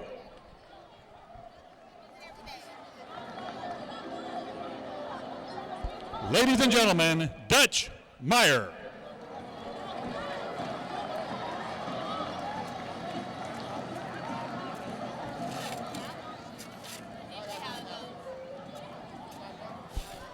Our next inductee this evening is Charles Mitchell. Charles is a 1993 graduate of Waco High School. While in high school, Charles competed in both football and track, but it was on the track where he made his mark. Charles excelled in the 200-meter dash, where he won the gold medal at the Texas Relays in his senior year. He capped that off with a gold medal performance at the UIL State Track and Field Championships in Austin. In the summer after graduation, he set the national high school record in Santa Monica, California at the Golden West Relays with a 200-meter time of 20.52 seconds. And that record is still standing 22 years later. His high school career reached its pinnacle when he received the most prestigious honor of his career by being named the 1993 Gatorade National Track and Field Athlete of the Year. Upon graduation, Charles signed a letter of intent to pursue his academic and track career at Mississippi State. He competed for the Bulldogs for the next 4 years. During that time at MSU, Charles received a Bachelor's of Business Administration that launched him into his career in health field. He is currently employed with Texas Health and makes his home in Fort Worth. Charles is joined tonight by his parents, many friends, and his daughters Madison and London. Ladies and gentlemen, join Waco ISD in welcoming the newest inductee into the Hall of Fame, Charles Mitchell.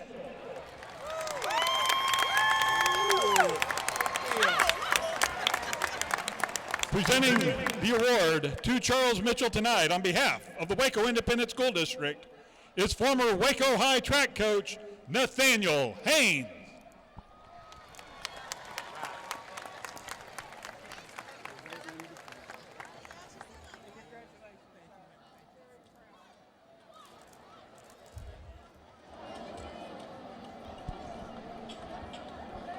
Our next inductee this evening is Wayne Rogers.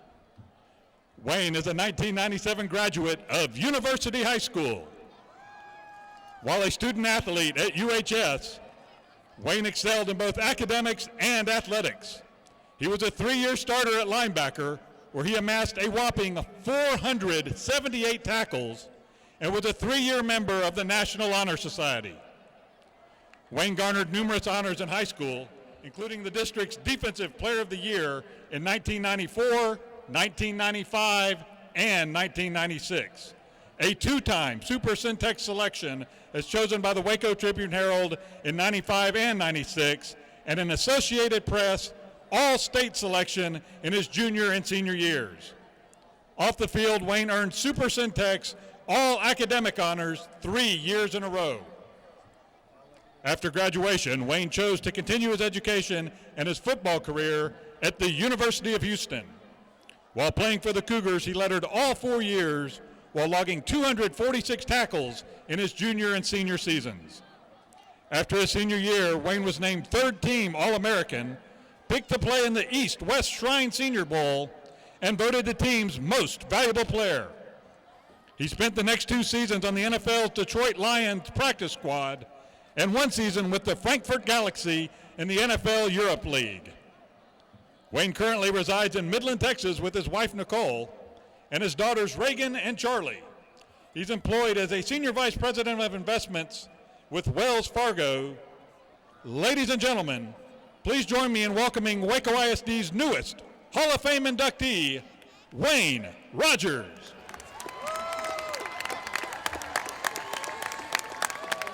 Presenting Wayne his Hall of Fame plaque is former University High School principal, Dr. Rudy Lopez.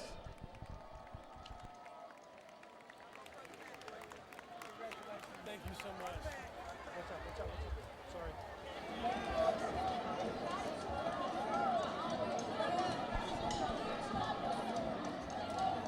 And now, our next inductee, Mr. Dwight Johnson. Dwight is a 1995 graduate of Waco High School, where he started on the defensive line for the Lions between 1992 through 1994. The football career of Dwight Johnson took off during his junior year of high school. At the conclusion of that season, Dwight was named first-team All-District in District 13 5A. His senior season, Dwight's stock continued to rise as he spearheaded a rock-solid Lion defense the entire season. As a result, Dwight was honored by the Waco Tribune-Herald as selected to the Super Syntax first team. After high school, Dwight took his talent and work ethic to Baylor University. While at Baylor, Dwight played a pivotal role in Baylor's transition from the Southwest Conference to the Big 12. And for his efforts, Dwight was named to the Southwest Conference All-Academic Team in 1995 and was All-Big 12 in 1998. After a stellar career at Baylor, Dwight signed a free agent contract with the NFL's Philadelphia Eagles. After one season, Dwight joined the New York Giants for 2 more seasons. In 2004, he ended his professional football career by playing his final season with the New England Patriots. Dwight is currently the CEO and founder of Total Athletic Sports, and he owns complexes in Atlanta, Georgia, and Austin, Texas. Tonight, Dwight is joined by his wife, Mia, his mother, Beverly, his brothers, Dwayne and Derek Johnson, his sister, Daphne Latchison, and other family members.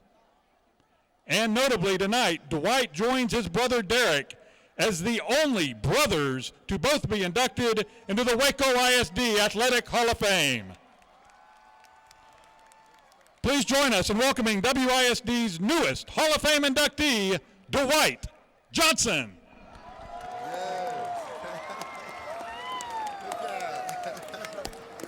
And here to present Dwight with his plaque is former Waco High School defensive coordinator, Joe Bishop.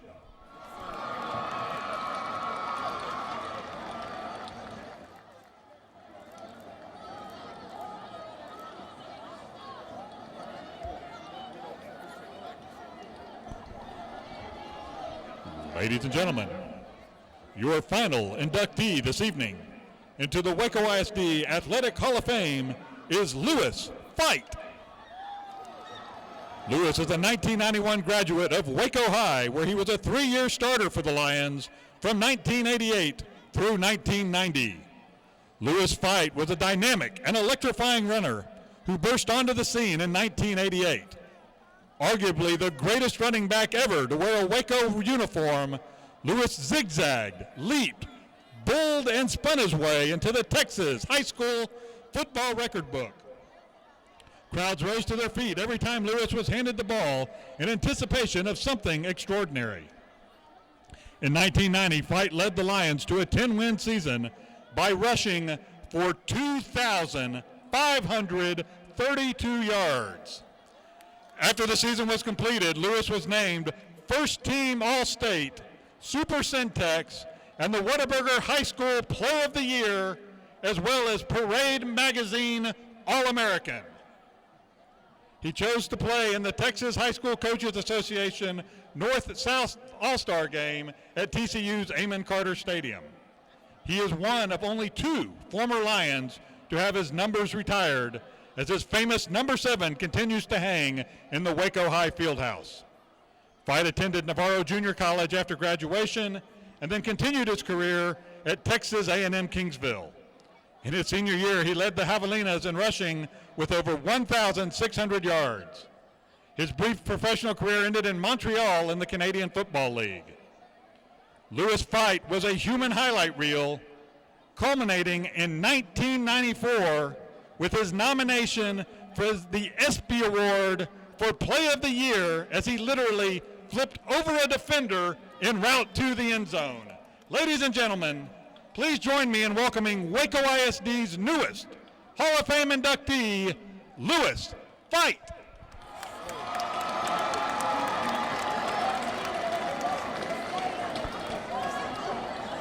And here to present Lewis with his Hall of Fame plaque is Waco High's principal and former running back coach, Ed Love.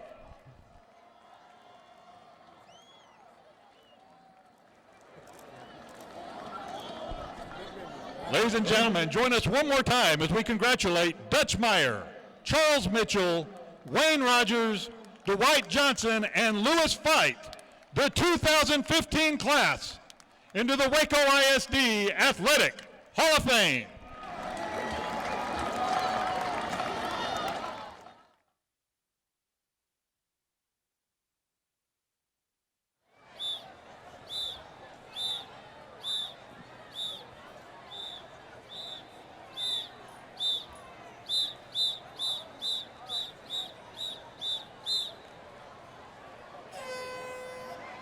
Music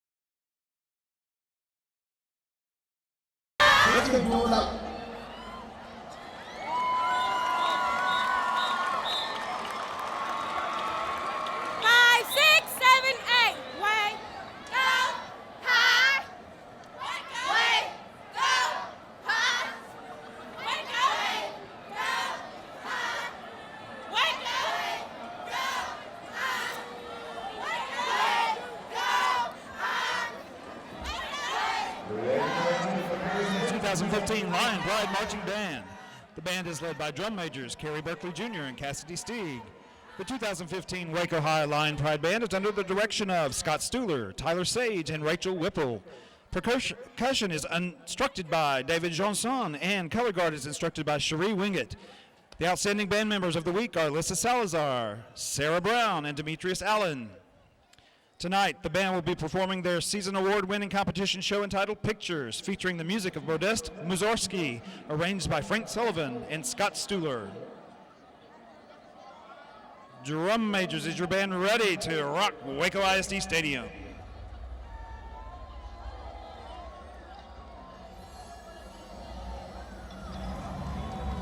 Lion Pride Band, take the field in performance.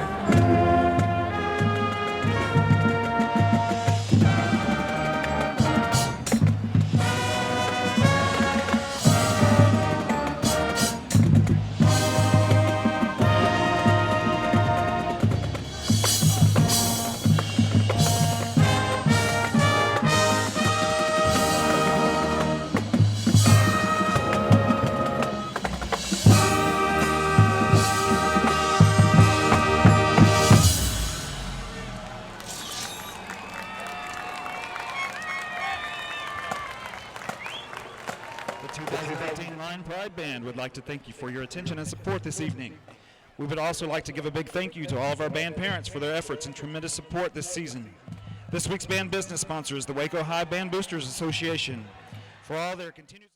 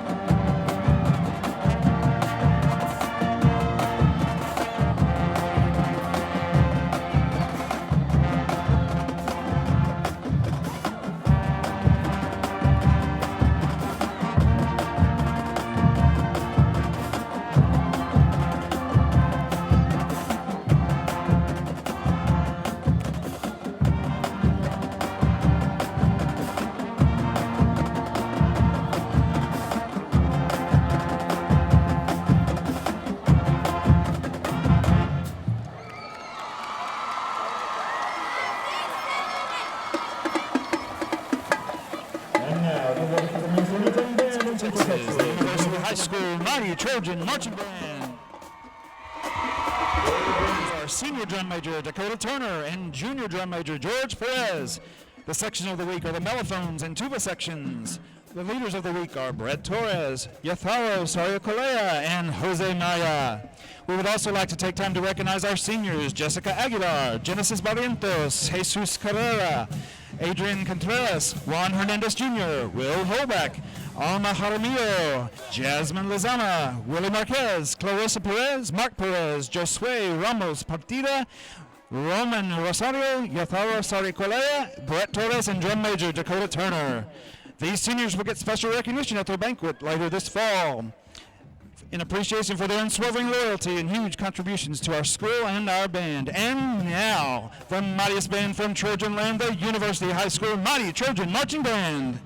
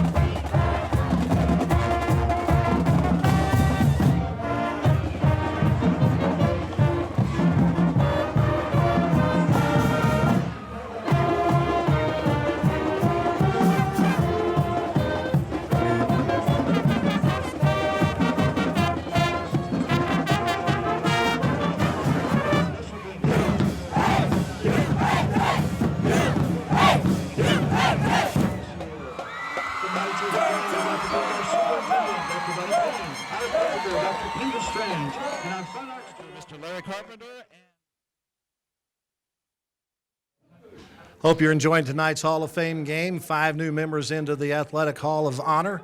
One of those is Dutch Meyer, who played at Waco High in the early 1900s. With me is one of the family members from the Meyer family. This is Tom Lowe. He's a great-grandnephew of Dutch Meyer.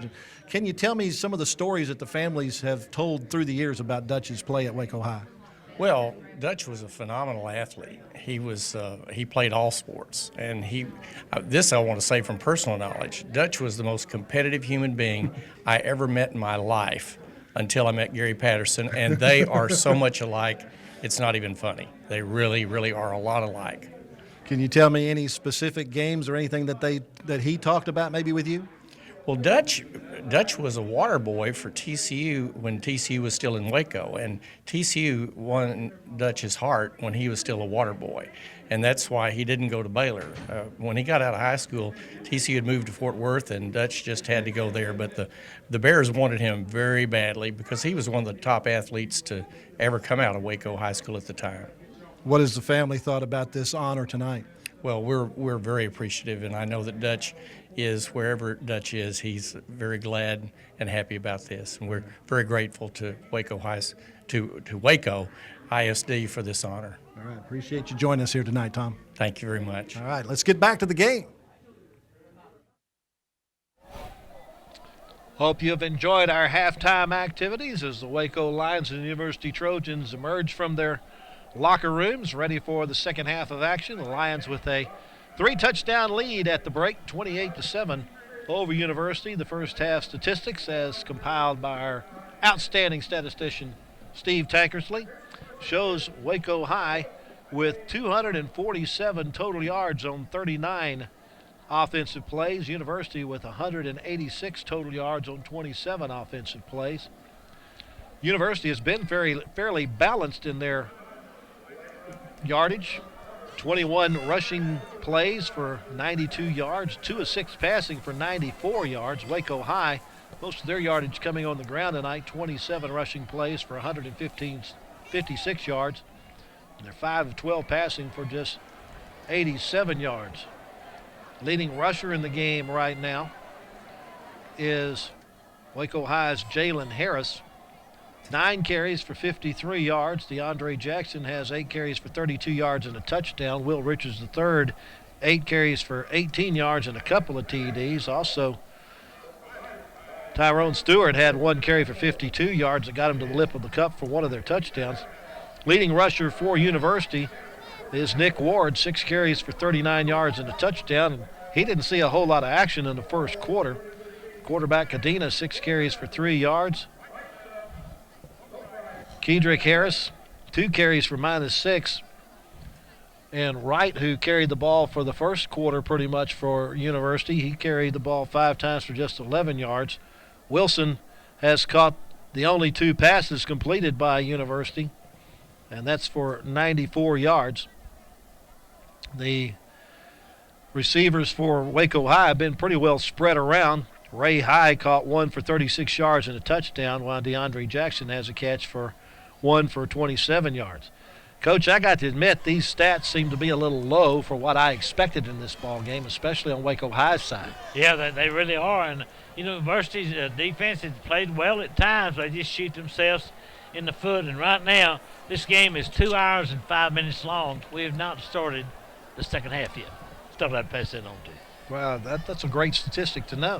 Of course, University trying to break a long losing streak. Waco High has already secured a spot in the postseason, and they're playing to get ready for that first round action. University has suffered some injuries in this contest.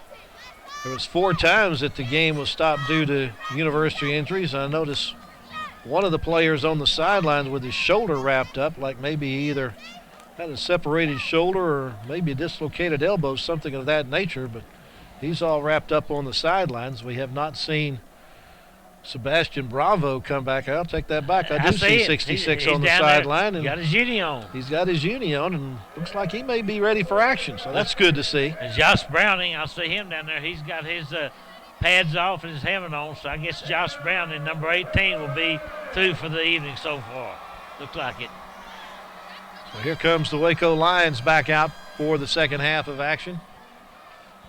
They got on the scoreboard first thanks to a blocked punt as DeAndre Basie blocked it and Dominic Bishop recovered it at the University 3-yard line, and 2 plays later, Will Richards III in the end zone from 1 yard out to make it 7-0 Waco High with about half of the first quarter gone. Waco High then took a 14-0 lead in the second quarter when they completed a 9-play, 71-yard drive and a 7-yard touchdown run by DeAndre Jackson. They were up 21-0 at one point, thanks to a fumble recovery by Barajas with 4:55 left in the second quarter. Just 3 plays later, it was Richards into the end zone for his second TD. Make it 21-0 at that point, Waco High. University, though, their offense finally got something going as they went 83 yards in just 4 plays, scoring on an 11-yard touchdown run by Nick Ward. But the big play in that drive was a end around by Devontae Wilson that went 48 yards to set up that touchdown, but Waco High answered right back, going 60 yards in 7 plays and scoring on that 36-yard touchdown pass from Jaylen Harris to Ray High. And that's how we got to our halftime score of 28-7. We should have asked Larry Weeks what the situation is with Eric Cuffey. Does he have to miss part of the next game, or is it just this game he's out? Yeah, again, Eric Cuffey was ejected from the game for throwing a punch. That happened at the start of that University scoring drive. But he didn't throw the first punch, but I'm not going to go into the rest of that. Yeah. But he retaliated. He did throw a punch, but he missed. That ought to count for something.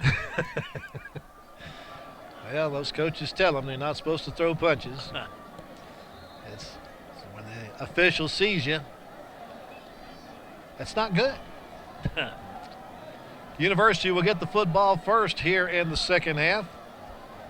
They will send deep Trayvon Deaver along with Jovan Tolliver to receive the kick from Alexis Aranaga. Aranaga earlier in the game attempted an onside kick that basically went backward.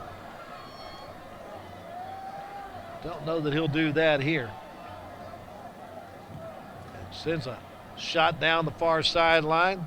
Tolliver watches it go over his head and out of the back of the end zone, so University will get the ball at their 25. First down and 10 to start the second half. And we'll have to see, will it be Osea Cadena again at the quarterback position, or it could be the other man, Rasheed Green, who threw a couple of pretty nice passes early on. Certainly did. University breaks from the sideline. We see number 1, Osea Cadena, going out at the quarterback spot. He'll be joined in the backfield by Trayvon Deaver. Or excuse me, Nick Ward will be out there. Deaver will be one of the receivers along with Woods to the far side. Hand off to Nick Ward. And he'll slice it up to the 28-yard line for a gain of 3. Probably what the Trojans need to do is just sustain a drive here to start this half and make it a 2-touchdown game. Yes, they do. Brandon Davis made the tackle for Waco High. 2nd and 7 from the 28. Nick Ward with the football again. Had a nice cutback lane, and with a spin move, he's across the 30 to the 31 as he picks up another 3 yards. That's twice they've run the ball with Nick Ward. We might look for Cadena maybe to fake that deal on his own read and keep it himself. We'll have to see. Trojans unbalanced to the right side. There you go, Coach. He faked it, kept it himself. He's close to the first down, but held short as he gets to the 34-yard line. It's another 3-yard gain, this time for Cadena, and now it's decision time. You got 4th and 1. You take another look at Cadena right there. I thought he was going to make this first down. He's brought down by a host of Waco High Lions led by DJ Mangum. They're going to go for it. Nick Ward is hitting the backfield and won't get there. A fine defensive stop by Dominic Bishop will give the ball to Waco High as the Trojans rolled the dice and got nothing. Boy, look at Dominic Bishop. Boy, he has played well tonight. I certainly hope our committee is taking a close look at that young man because he's played very well so far.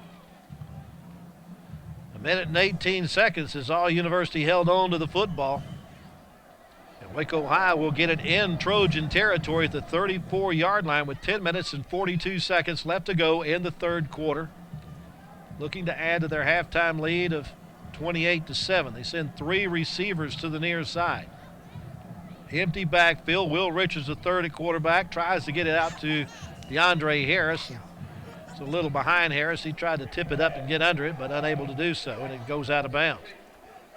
That's a gutsy call by Coach Willis on that fourth down, but they did not make it because I'm just telling you right now that Dominic Bishop is playing the best game that we've seen him play this year so far. I have to agree wholeheartedly. Jackson in the backfield this time with Richards. 3 receivers to the far side. Jaylen Harris in the slot. Have a little confusion in the backfield as Jackson and Sweeney run into each other on the jet sweep, and Sweeney's going to be dropped for a loss. Yeah, that play didn't look good from the get-go. Kedrick Harris made the tackle for the Trojans. Loss all the way back to the 41-yard line. That's a 7-yard loss. Brings up 3rd and 17. This is a passing situation, so we'll have to see what they're going to do here. But Jaylen Harris, remember, that young man can beat you with his arm. He can beat you with his feet. Well, he's going to have to beat you with his arm right here probably as he's back to pass in the quarterback spot. Throws down the middle. It's tipped and caught by Calhoun at the 26-yard line, but that's still not enough for the first down. He's short by 2 yards. Don't you look at this? Calhoun very fortunate that he caught this football because it was tipped. Right there might have been Frank White. He didn't make the catch, so I believe they're going to go for this. 4th and 2 from the 26. Harris still at the quarterback spot. And looks like they'll throw a flag for offside. Now Harris has a wide open field and will get it to the 21-yard line. He has the first down, Coach. I think it was a penalty on University for being offside. I think Waco High waved that off. By the way, Jaylen Harris was tackled that time, as you look at it, by his brother, Kedrick Harris. You go see Kedrick right there. He said, I can't let him get the best of me. Offsides, defense, penalty decline. So the 5-yard pickup by Harris moves him to the 21-yard line and gives him a 1st and 10. First possession for Waco High here in the second half after stopping University on downs at the Trojan 34.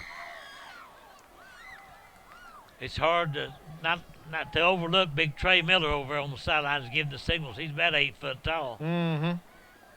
Harris fakes the handoff, keeps, and will only get back to the line of scrimmage on a good defensive play by the Trojans.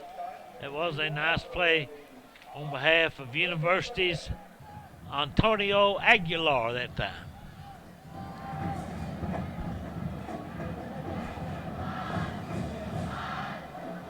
Coach, those offensive coaches are out to the numbers. Can they do that? I don't think. Apparently they can. Harris looking to pass.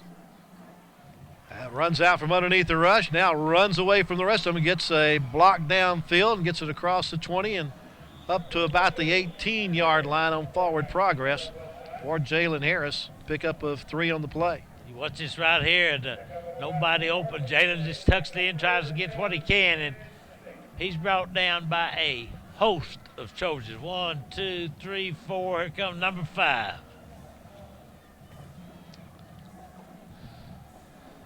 Third down and 7 from the 18. Basically an empty backfield. Now they send Calhoun in motion. They hand it off to number 27. That's not Calhoun. Excuse me. That is number 27, Edward Coleman. There we go. And Coleman with a nice gain all the way down to the 9. Picks up the first down. Yeah, Coleman's just a sophomore, so trying to get the little playing time for all these guys, I guess. And on the program, this Coleman is 155 pounds, 6'9". First I don't and goal. think he's that tall, is he? Yep, first and goal from the 9. A nice dump pass to Coleman, gets it into the end zone, and Waco High is on the board first here in the second half. Just a 9-yard pass from Jaylen Harris to Edward Coleman. He doesn't look 6'9", but evidently he is. That's what it says. That's what it says. That's what it says. I think they just meant 6 foot. Or maybe 5'9". Guardiola home to put the point on the board. Successfully does so. 7 minutes and 34 seconds left to go in the third quarter. Waco High extends its lead to 35-7.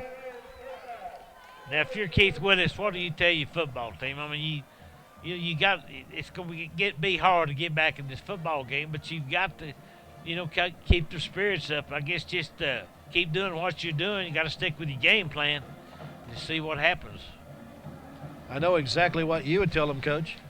You'd tell them keep pounding the rock. That's what you got to do, and I learned that from Leroy Coleman. He always said keep pounding that rock.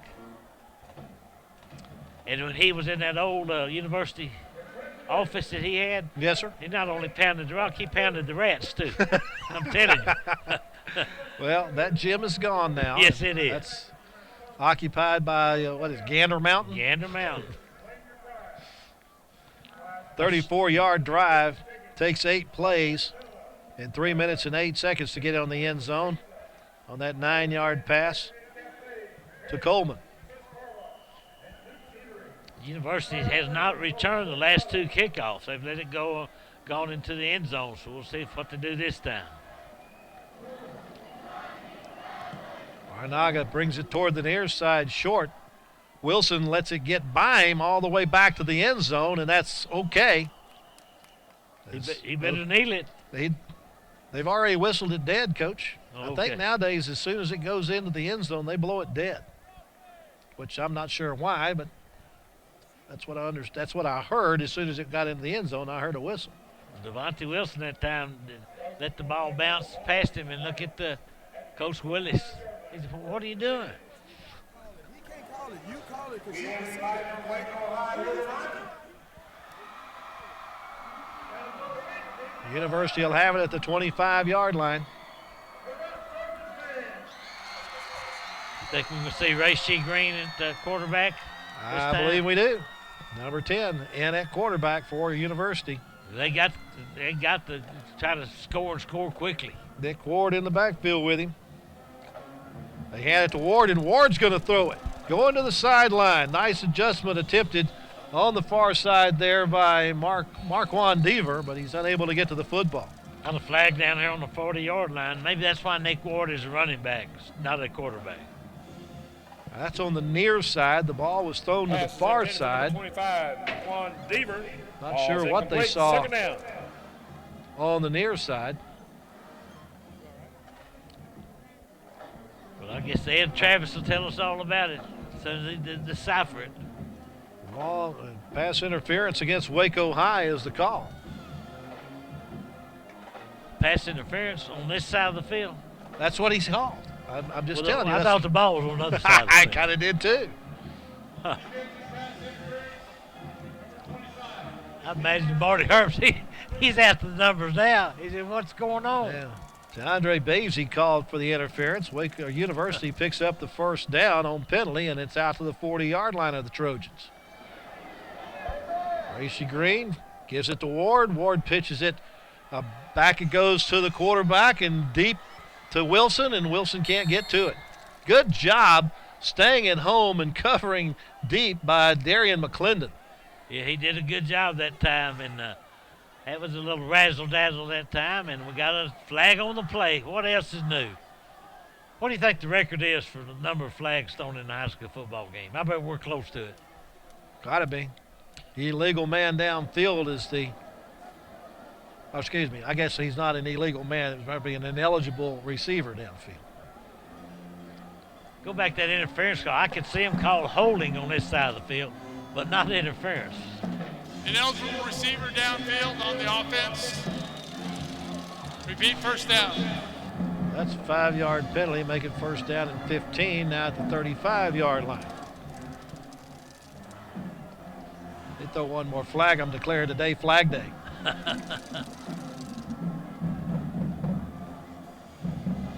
Racy Green out from under the pocket.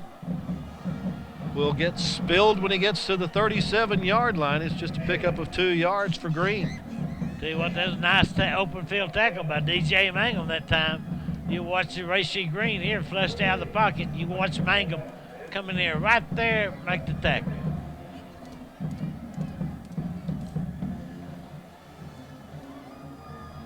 Deaver wide to the far side along with Kenneth Woods. Wilson, the receiver, on the near side with Trayvon Deaver in the slot. They hand it off to Nick Ward. Ward carries the Lion up to the 40-yard line. Gain of 3 for Nick Ward. That line that the Lion that he carried that time was Danny Gutierrez, who was hanging on for dear life. They mark it at the 39, so just give him a 2-yard gain. Where it's 3rd down and 11. Clock about to hit the 6-minute mark of the 3rd quarter.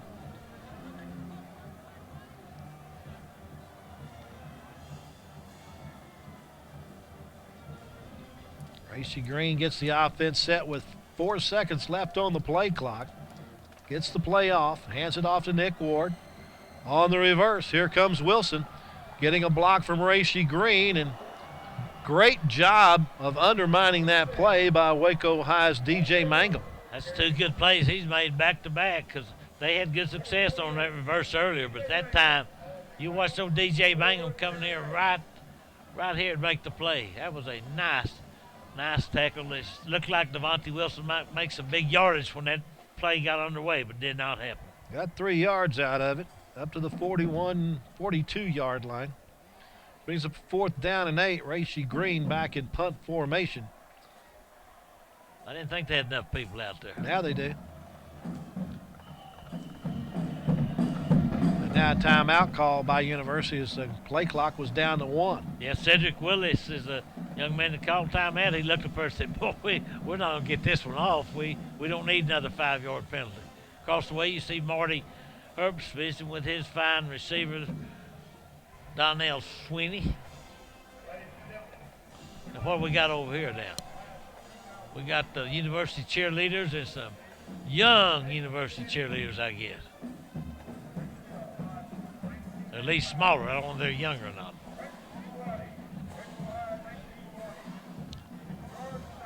We got one in the middle. I guess that's kind of the leading the yells or cheers, whatever she's doing there.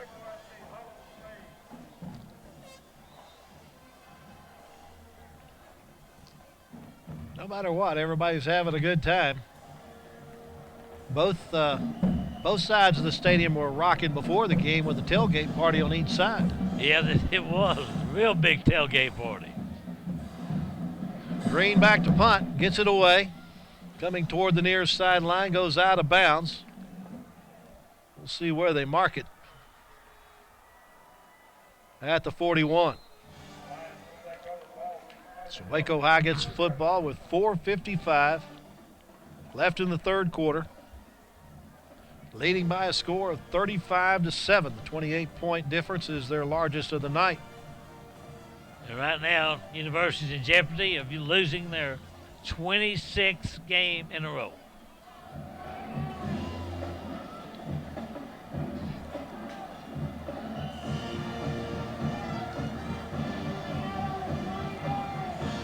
Will Richards III will be the quarterback to start this series. Lines up with an empty backfield with 3 receivers to the near side, 2 to the far side. Looking across the middle, throws and it's intercepted. Wilson has it going the other way for University and gets it back to the 41-yard line. Wilson just kind of sat back there and waited for that ball to come to him. Yeah, you look at it right here, Devontae Wilson, you'd think that the ball was intended for him because it went right to him. Made a nice interception and finally brought down by DeAndre Jackson. So a break for University here as they'll get the ball at the Waco High 42-yard line with 4:44 left in the 3rd quarter. Trojans have only put 1 score on the board tonight. And that was at the end of a very sharp drive that went 83 yards in just 4 plays. Racy Green at the quarterback spot, hands it off to Nick Ward, and Ward goes over left tackle to the 40-yard line for a gain of 2. You know, Nick Ward, they seem most of the time when he runs the football tonight, on that zone read, he goes over the right side, so maybe that's where their strength is as far as the offensive line, behind big old Andy Sesteta, who is the best blocker on his team. Also behind Tracy Linton on that side. Handoff. Excuse me, that's Racy Green who keeps the ball this time, and Green fights his way up to the 38-yard line for another gain of 2.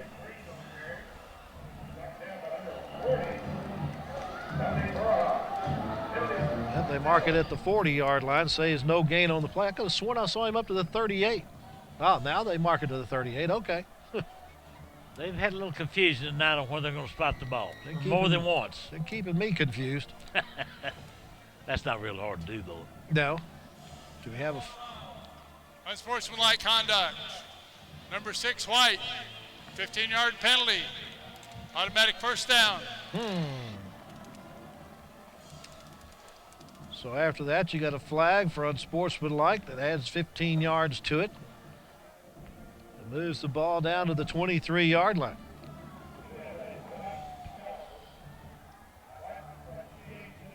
The University with a break there. Yes, it is. Green to pass. Throws for the end zone for Wilson. And he makes the catch. And it's good for the 6.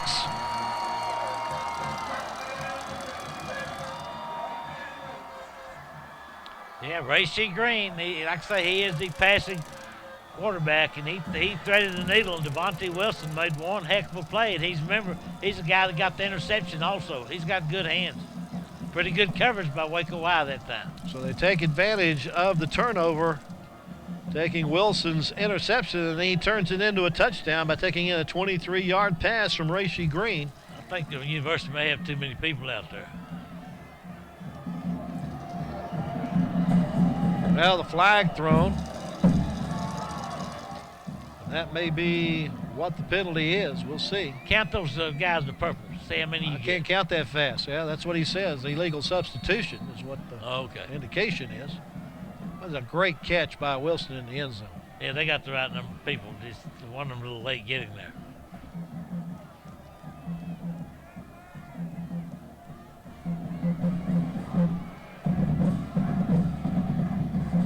Substitution infraction, I believe, is going to be the call. We have the substitute infraction, 12 men on the field on University. 5-yard penalty.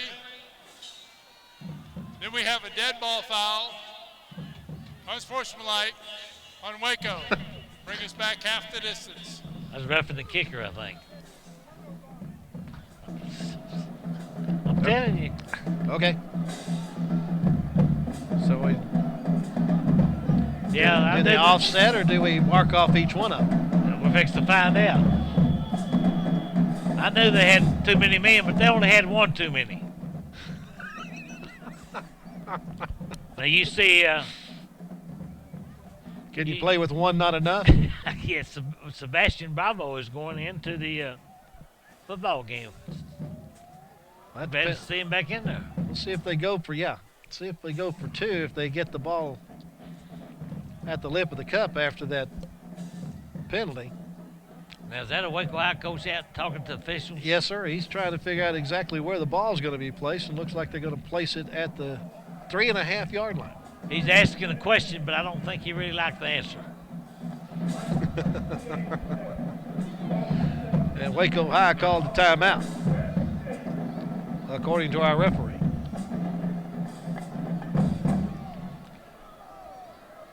Now Willis has got one of the officials cornered around the 15-yard line. This is the second time we've had a team call a timeout during an extra point. Yes, it is. That you don't see that very often. No, we don't.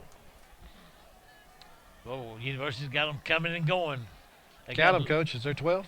I don't know. I think there's more went in than came off. But... No, they got 11. Okay. They're lined up to kick it. See if Gabriel Castillo actually kicks it or if they'll go for 2. He line drives it. Almost hits one of the officials with it. I should have gone for 2, reckon. Maybe so. So 3:47 left to go in the third quarter. And our new score is Waco High 35 and University 13. Hope you didn't leave your pickup running, did you? No, I didn't. Okay, good. I did leave my lights on. The battery may be dead when I get there. There's another look at the touchdown. You see Devontae Wilson making a nice catch. But talk a little bit about the throw that Racy Green made. It was a beautiful, beautiful pass. There's a good look at the Waco High cheerleaders. They got something to cheer about right now. They lead on the scoreboard 35-13. Trojans only needed 57 seconds to capitalize on that interception by Devontae Wilson. So they went 42 yards in 3 plays and got the touchdown on that 23-yard pass. Racy Green to Devontae Wilson.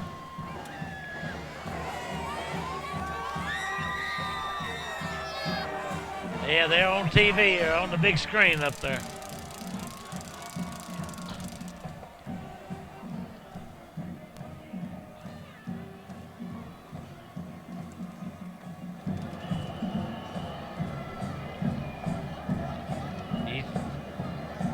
You don't think University tried an onside kick here, do you? They've tried a little bit of everything tonight, Coach. Why not? Might as well. I mean, Waco High tried one that went backward. Yes, they did. They hadn't tried it again either, have they? No, they haven't. Castillo with approach. Kicks it somewhat short, taken by one of the Waco High up man as Markavian Williams gets it, reverses field, looking for some open field. University cuts him off and takes him down, and now we have a flag thrown at the end of the play. I'll tell you, at least you can see that yellow flag. It's been washed, hasn't it? Or That one has been. Bleached or something. That's a block in the back, I believe, against Waco High, if I'm not mistaken. Which I could be, have been before. Block in the back on the return team. Well, that was an accidental block in the back, if you ask me, because the guy he blocked was the one who made the tackle.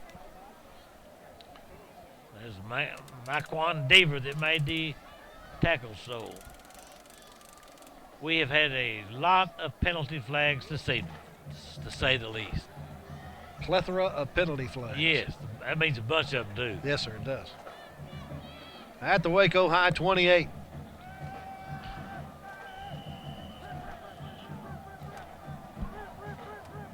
Jaylen Harris at the quarterback spot.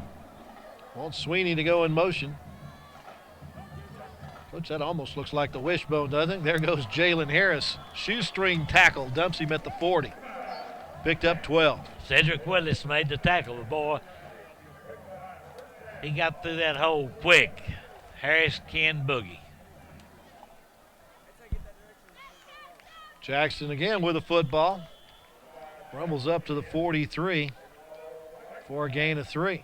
I don't know whether Will Richards' third got bunged up a little bit. You know, he did last game, but because we're seeing a lot of Jaylen Harris so far in the second half. They've been very successful with him at quarterback this year. He was pressed into duty with the injury to Will Richards III. Harris follows his blocker straight up the middle of the field. Look at that speed. He shucks a couple of Trojans and takes it all the way down to the, where are they going to stop, Coach? 26-yard line? Yeah, they have to wait and see. You never know what they're going to do. Let's take another look at it. Right there, I thought the University's Willie McDonald had it, but he broke loose and picked up additional yards before Kenneth Woods finally brought him down. Harris now passes in the flat to Calhoun, and Calhoun gets it up to the 15 for a 9-yard gain. Calhoun's played quite a bit tonight, hasn't he? He has. 31-yard pickup by Harris a moment ago, and now the 9-yard pickup on the pass from Harris to Calhoun. At the 15-yard line. Jackson with the ball. Down to the 9-yard line goes DeAndre Jackson. DeAndre Jackson finally wrapped up by Josh Walker that time. 2nd and 4.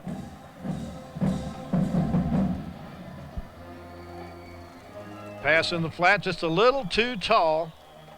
Intended there, once again, for Coleman, but Coleman unable to get to that one. That worked for a touchdown earlier to the right side. 3rd down and 4 at the 9. I believe I'd let Jaylen Harris run this. You make the call, Coach.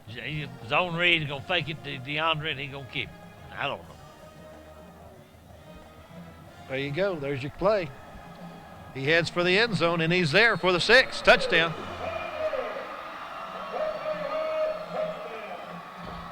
Jaylen Harris into the end zone once again, this time from 9 yards away. Take another look at it. Yep. Harris started the night with 7 rushing touchdowns.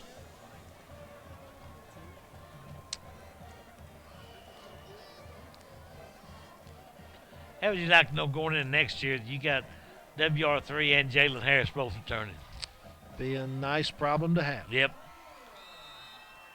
Extra point is on the board. 1:44 left in the third quarter. Waco High's lead is 42-13.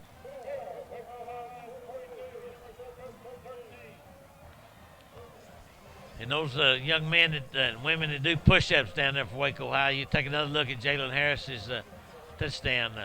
They do a push-up for every point. I imagine they hoping that Marty will call the dogs off here pretty quick. 2 minutes and 3 seconds to travel 72 yards in 7 plays for Waco High. And up their advantage to 42-31.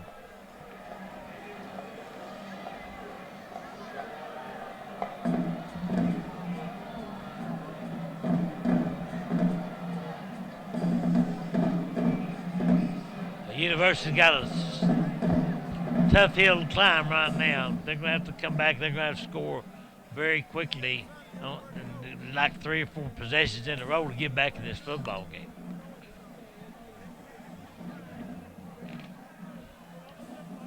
Well, one of the best things they could do is keep it between the hash marks, get about 3 or 4 yards a gain, and eat up as much clock as they can. I agree with you. Aranaga's toes got to be hurting by now. As many times he's kicked the football. Gets this one up in the air. Woods under it at the 21-yard line. Picks up a couple of blocks. Takes it to the sideline, up to the 35-yard line before he's knocked out of bounds. And that's where University will get the football. 1.5 left in the quarter.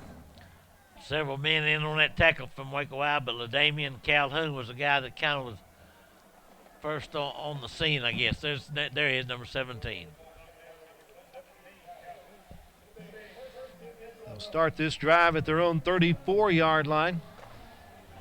Trojans at this point, 229 yards of total offense on 38 offensive plays.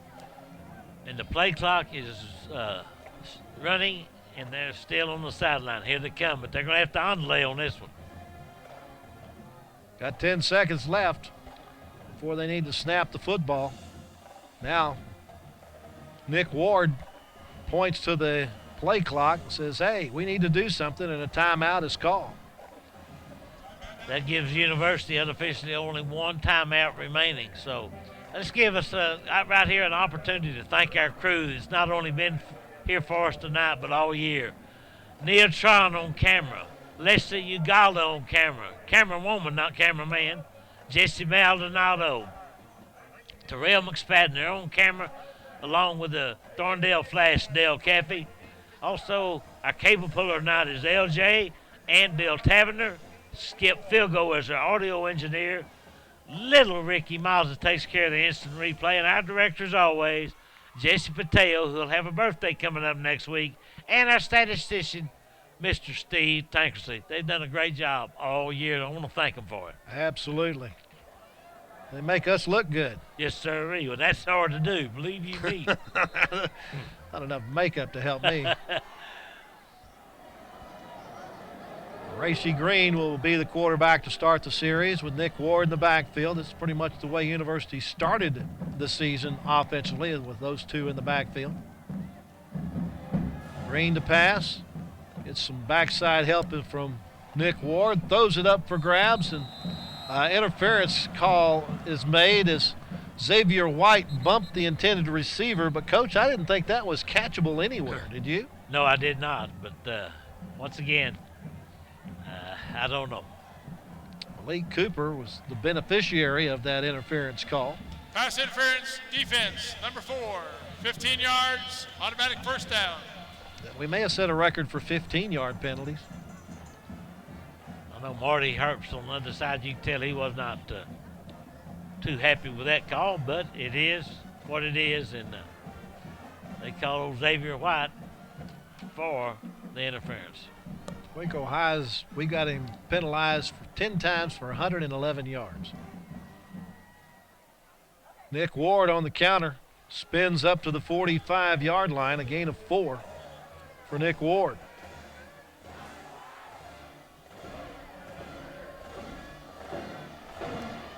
There's another look at Nick Ward. Nice little spin move right there.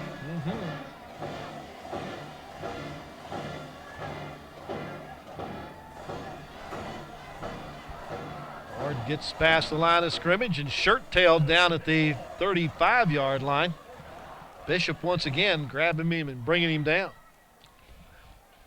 But it was enough for the first down, I believe. Yes, sir, it should have been. About a 10-yard pickup on the play. So 1st and 10 from the 35. Green to pass, going deep toward the sideline, and it's picked off. Right into the arms of DJ Mangum, and he's going back the other way up the near sideline and grabbed by the shoulder and pulled out of bounds. The man that grabbed him by the shoulder was Dexter Elmore. DJ's had a pretty good game defensively. Yes, he has.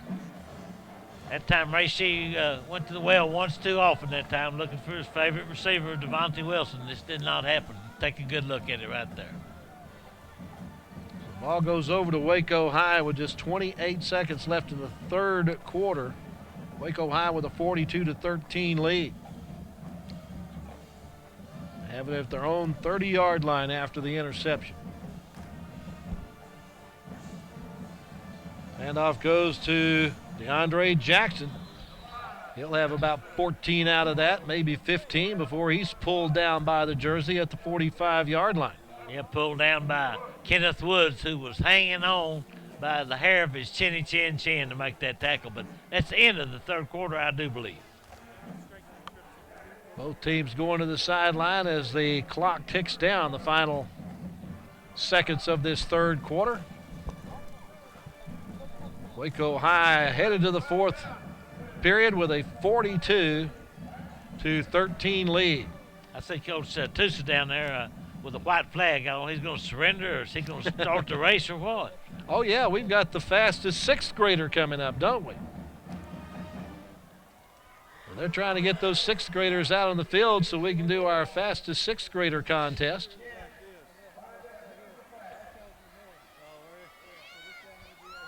They're going to line up at the 50.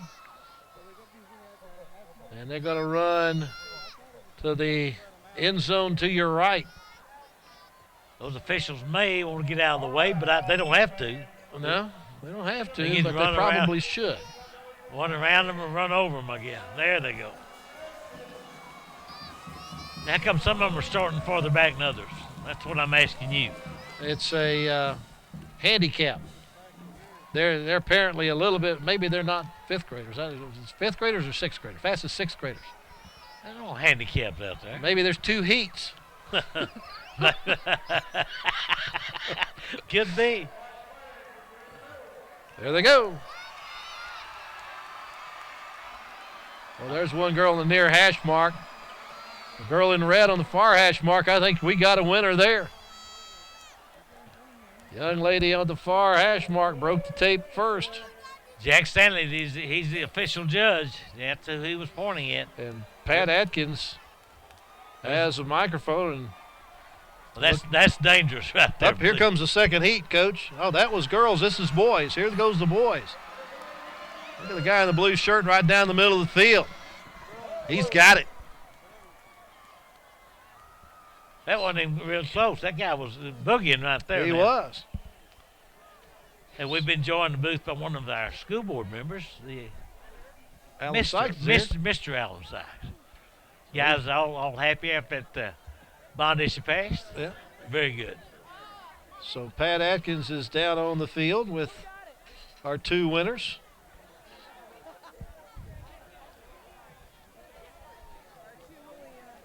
And we'll talk to them here in a minute, but looks like we're ready to get back to play here in the fourth quarter. That's the Superintendent Bonnie Kane down there. You take another look at it on our instant replay, and now the official right now, Ed Travis, he doesn't really know the plan, I don't think. Coach? Yes. We're starting the fourth quarter at 10:19 this evening. We ought to be out here by midnight, I hope. My wife think I need to come straight home. Crying shame's just around the corner, isn't it? I don't know. You know that. I wouldn't. Fake the handoff. Harris is dumped for a loss. Back to the 42-yard line, a loss of 3 for Jaylen Harris. Second down and 13. There's that man Frank White again in on the tackle for University. Doing a good job. If I'm Marty Herbst right now, I'll try to, as soon as I say that, keep the ball on the ground, run the clock, get this thing over with. He'll probably air it out, but I think he'll be content to go the house with about a 42-13 win, don't you? I would think so. Coleman in the backfield. Harris at the quarterback spot, looking to pass. I told you. It is knocked away. Back there defending. Boy, this guy's been all over the field tonight. Devontae Wilson. Devontae Wilson has played an outstanding football game for University. He really has. He's just a junior. Now, I will admit that Keith Willis has had his troubles winning this year. He's had a couple of games he was very close, but he also has a very young team. I think he only has 8 seniors on this squad. Yeah, on the entire roster. So he should have beaten Elgin. He should have beaten Pflugerville Conley. Yep. But he didn't.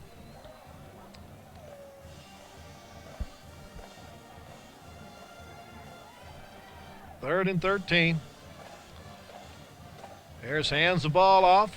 There goes DeAndre Jackson. He goes down in the arms of University's Jordan Perez. They're going to mark it at the 49-yard line. That's a pickup of 8. So it brings up a punting situation for Waco High as the clock continues to roll. About 10:50 and moving, and Waco High holding on to a 42-13 lead. Very commanding lead, I might add. 4th and 6 from the 49. Waco High to punt. Arnaga in to do the punting. Pops it up. Wilson will watch it bounce, and it takes a Waco roll down inside the 10, inside the 5, down to the 4. Lark, more often than not, when you let that ball hit the ground, bad things are going to happen. And they did right then. 10:19 left in the contest. University with the football deep in their own territory, trailing 42-13. Remember, following the game, be visiting with the winning coach and the offensive player of the game and the defensive player of the game. Right now, the winning coach looks like it would be Marty Herbst, as of right now. Get a replay on the big board of the fastest 6th grader contest. What do they get for that? NCAA won't let them get anything. You got to keep their amateur status. Oh, okay. I didn't know. A ribbon, I suspect. Handoff goes to Nick Ward. Got some running room around the side out to the 11-yard line before he's undermined by Xavier White. Xavier White's had to play a little extra tonight. Eric Cuffey was tossed out of the game. Yes, he has. You see him coming right there making the tackle. He's played well tonight. Dominic Bishop has also played well tonight for Waco High. Gain of 7 brings up a 2nd down and 3.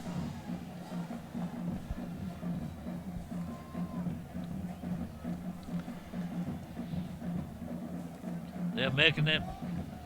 I don't want to do why you milk the play clock when you're behind. Well, they're going to milk it into a 5-yard penalty here because there goes the play clock. Look, I know I'm old school, but there's something to be said when somebody huddles up. I I get too confused, all these hand jive stuff. A little better communication, you would think. Yeah. Moves it back to the 6. We had to huddle up when I was a junior high quarterback because I couldn't play with my glasses and I couldn't see any signals from the sidelines. If I played with my glasses, they'd fog up and I couldn't see. So they had to shuttle in either running backs or wide receivers to give me the plays. Guess that's why I didn't continue as a quarterback later in life. And off to Nick Ward, and he is hammered as soon as he gets the ball and loses 1 to the 5. Yeah, that tackle that time was led by Edward McFloyd from Waco High.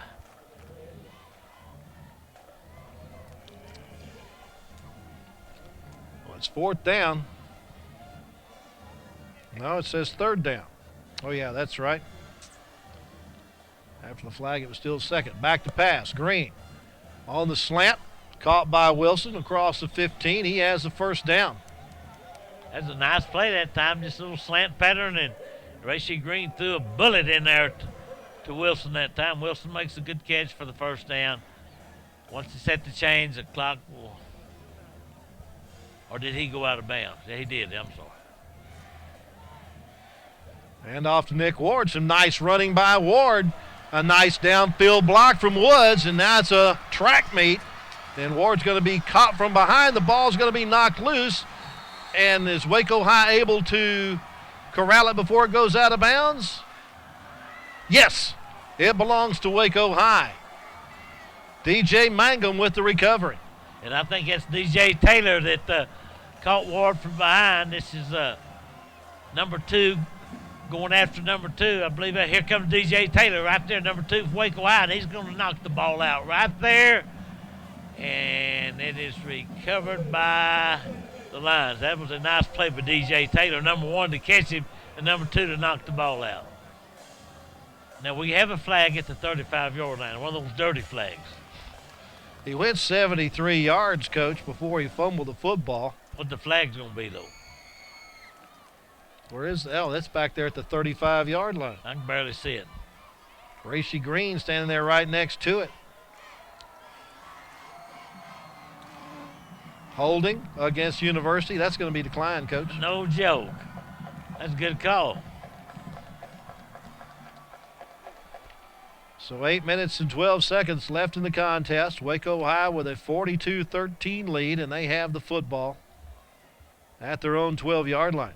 You know, Nick Ward's not slow. He's got pretty good speed, but I'm telling you what, that DJ Taylor, who's now wearing Eric Cuffey's old number, showed me something. He had excellent speed.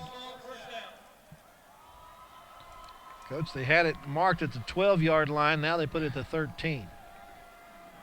I just split the difference. I'd go 12 and a half.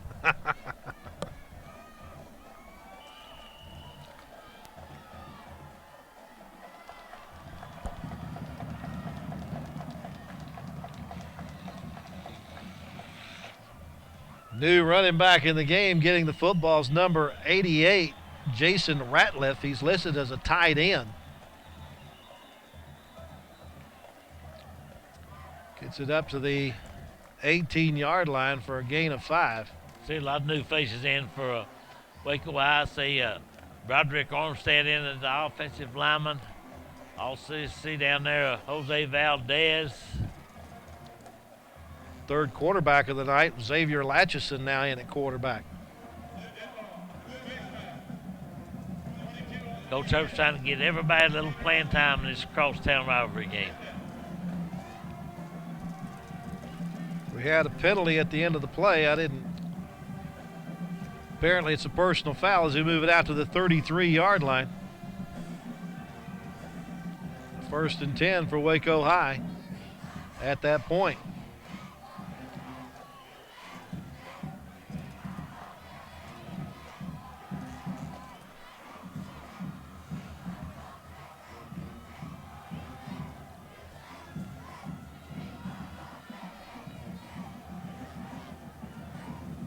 High goes in motion. Low snap, Latchison just falls on it. And a flag on the near side. And what is that, about 28 penalties? Somewhere in that neighborhood, it's officially flag day. It is. It is. They should have waited until next week for Veterans Day to do this. There you go. Okay, Ed, tell us what you're going to do. You've been busy tonight. Illegal motion on the offense. Penalty declined. 2nd down. loss is back to the 26-yard line. Second down and a bunch.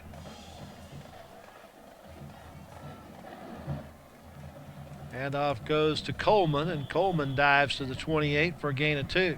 Yeah, Edward Coleman, just a little sophomore youngster that Coach Herbst has big hopes for in the future. And I tell you what, it's good when you let a lot of these young men play. They practice all week. The cannon fodder most of the time. They get the game, they get on the field. I think that's good. It helps the morale, in my opinion.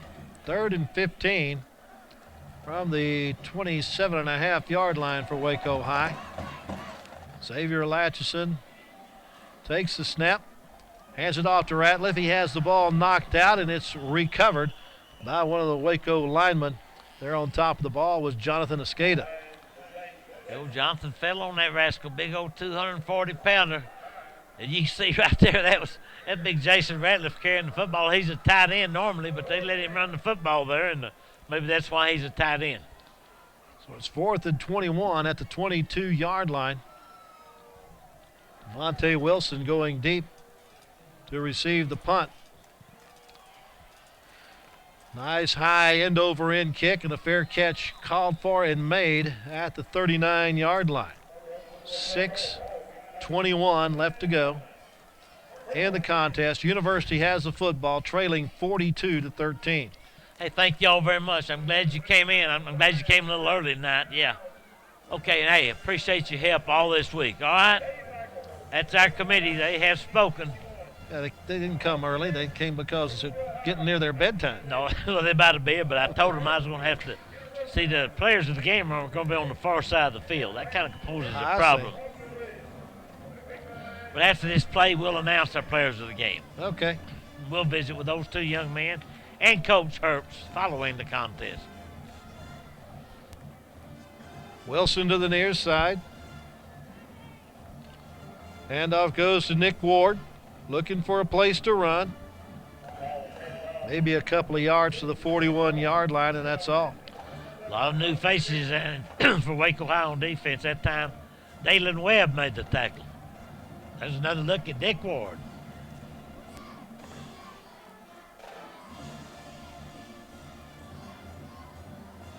Receiver coming to the near side. This time it's Myquan Deaver. Green hands it off to Nick Ward, and Ward pounds up to the 44-yard line with a pickup of 3. Another tackle by Dominique Bishop, who incidentally is our defensive player of the game for Waco High. Dominique Bishop. Our offensive player is going to be a big offensive lineman, number 66, Tyrese Beasley. Tyrese Beasley, offensive player. Dominique Bishop, defensive player. University faces a 3rd and 5 at their 44-yard line.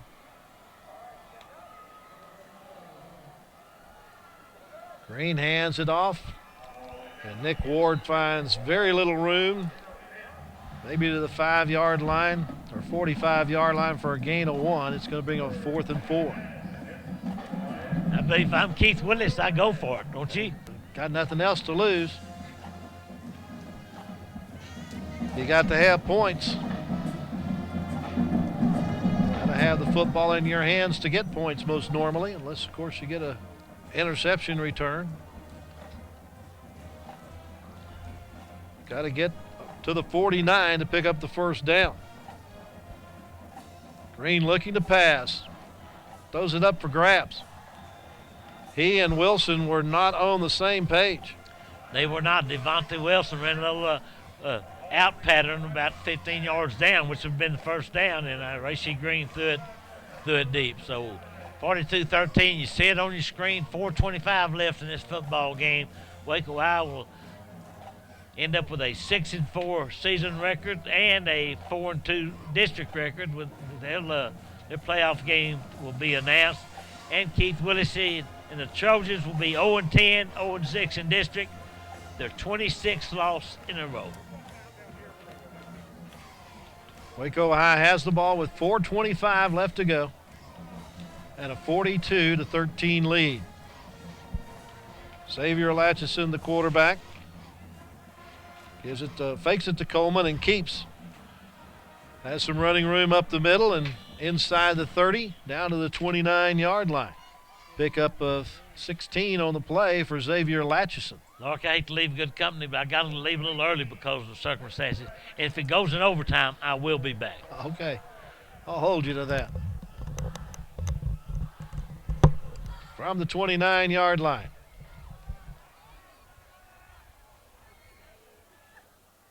Coleman with the football. Does a good job to get it inside the 25 to the 24 for a gain of 5.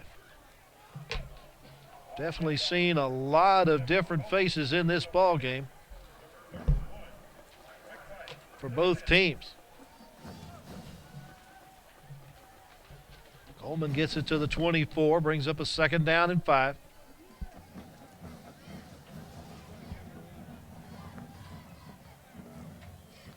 Cameron Gutierrez, the center, in the shotgun, gets it back to Latchison, who hands it off to Coleman. Coleman around the right side is ridden out of bounds when he gets to the 18-yard line by Willie McDonald. Coleman picks up the 1st down.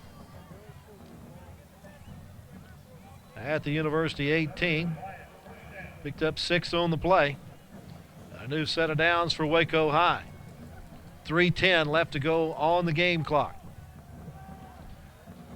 Jason Ratliff in as the blocking back on the right side. Latchison looks to throw to the end zone, and it is complete for the touchdown. Catch made by Julius Kennedy on the 18-yard pass from Xavier Latchison.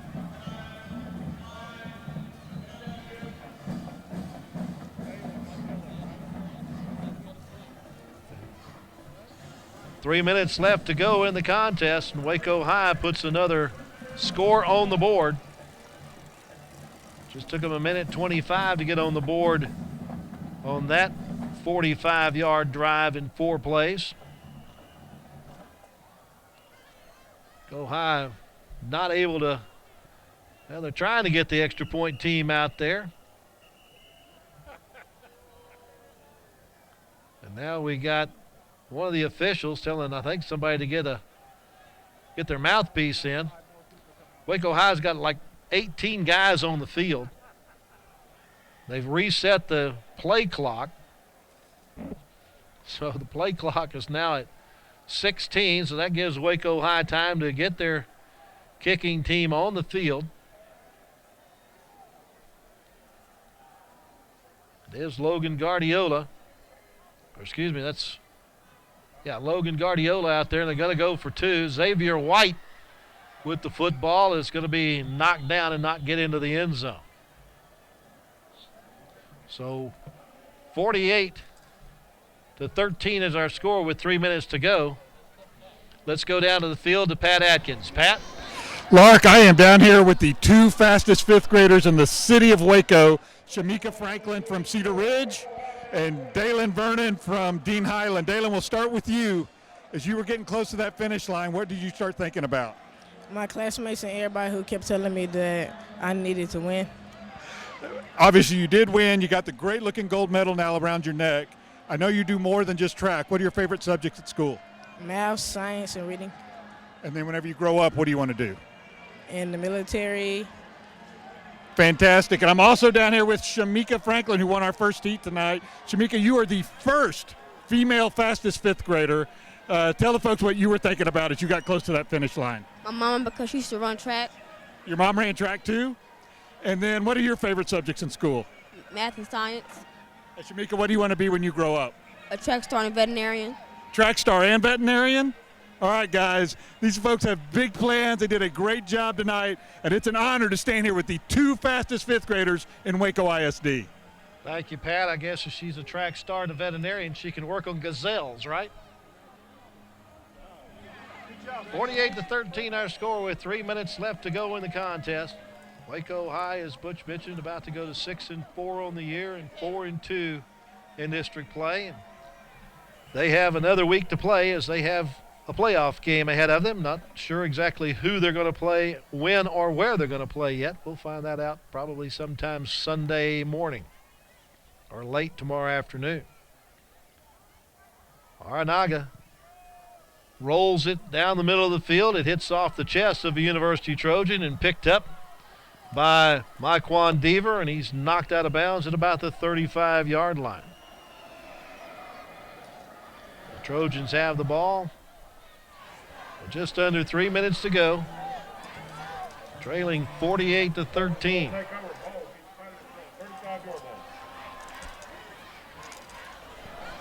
See the replay there. Deaver trying to get around the corner, but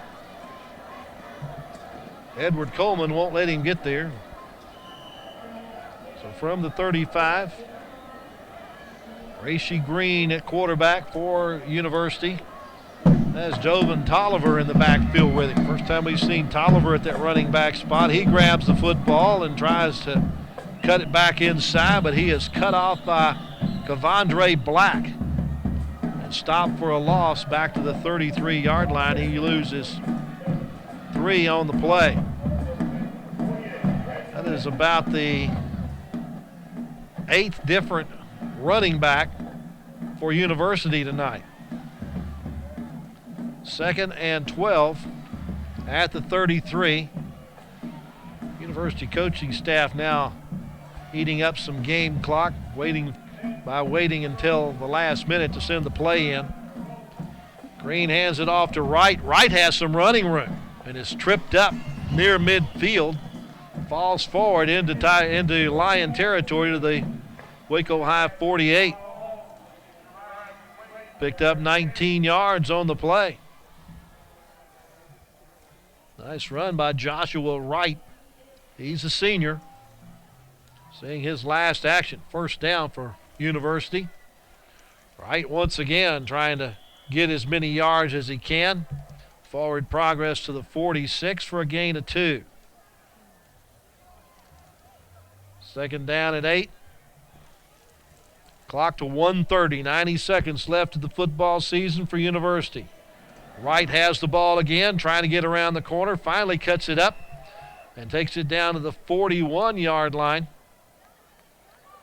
A gain of 5 on the play. Brings up 3rd down and 3.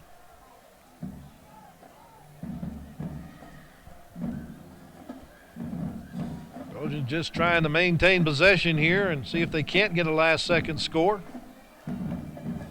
Green hands it off to Wright. Wright met as he gets to the 40-yard line and pushes the pile forward up to the 38-yard line and picks up the first down for the Trojans at the Waco 38.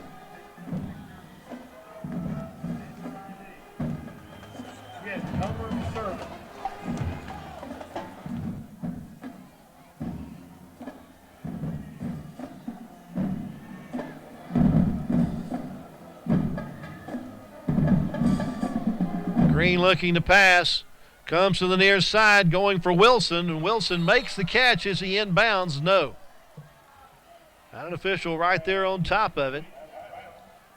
It was just 1 foot out of bounds when he came down. Here you get another look at it on the replay. See that he comes down with that 1 foot out of bounds. So 2nd and 10 from the 38. University passing tonight, 5 of 12 for 127 yards.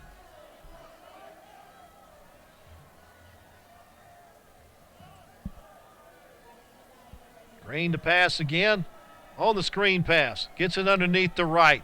Wright has the first down and gets it down to the 25-yard line. A gain of 13 on the screen pass to Wright.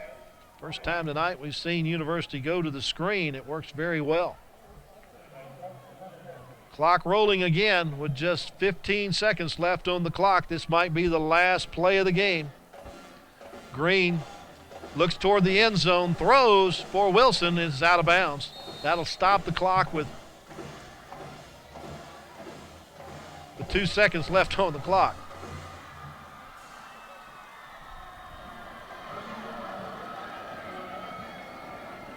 So University gets one more play from the 25-yard line.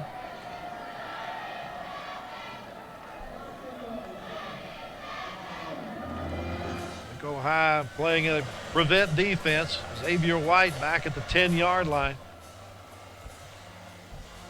Green throws to right on the swing pass, right down the sideline, and is unable to get into the end zone. He's stopped at the 4-yard line to pick up a 21 yards on the pass play. The final play of the year for the University Trojans as they are defeated by the Waco Lions tonight by a score of 48-13. University finishes the year 0-10. Waco High continues their season in the playoffs as they go 6-4 on the season and 4-2 in district action. Stay with us. When we come back, we'll have our post-game interviews right here on Waco ISD TV. Another one of the inductees to the Hall of Fame tonight is Lewis Fight from the Waco High class of 1991. And Lewis, I know it didn't happen here, but I got to ask you about the flip. Yes, sir. Well, I started doing it when I was up in the 8th grade. A lot of people just started looking at it too much. But we was in Kingsville, and it was a guy that was running down the field, and I was following the guy. And one thing I know, he turned around on the 5-yard line, and I just had to score for my football team, so I just flipped over his head. He was like 6'2", about, so I just had to make a touchdown. That's one thing I was always wanted to do. Any memorable game for you at Waco High? Conference Justin. I mean, one of the most amazing games I ever played up in my life, and played against a great football team. I mean, fundamentally equipped. These guys, made us step up our game.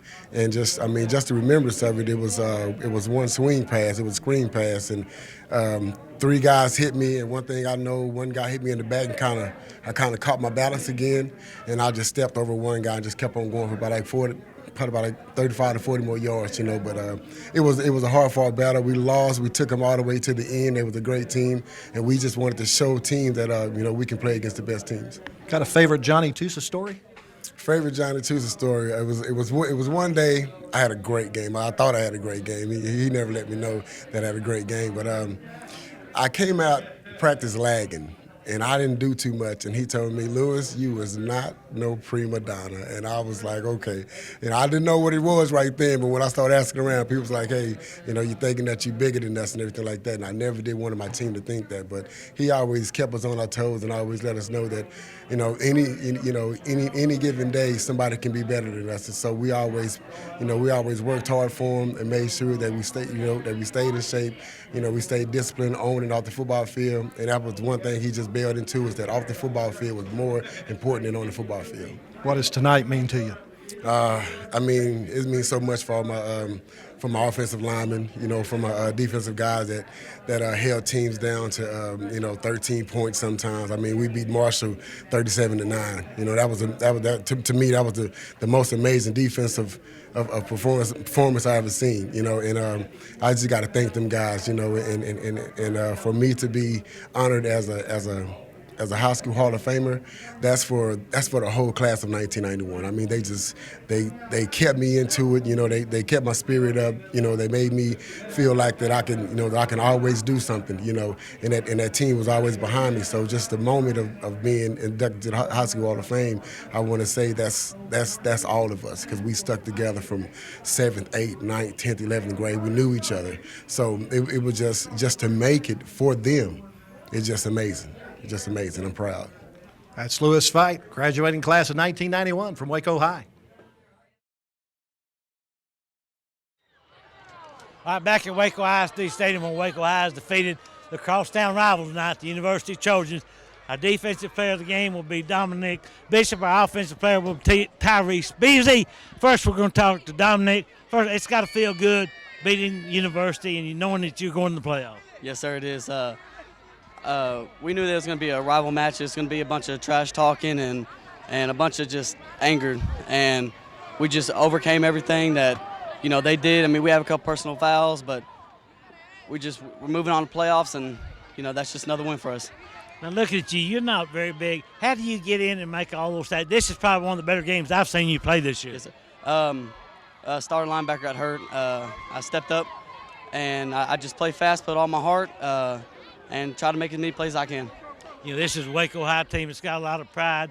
They suffered last year through a 2-8 season, but this ought to feel good knowing that you got at least one more to play. Yes, sir, it is. I'm glad I can say that my year has made it. I'm a senior. We made it to playoffs, and I get to have a banner on the wall. And I'm very grateful for that.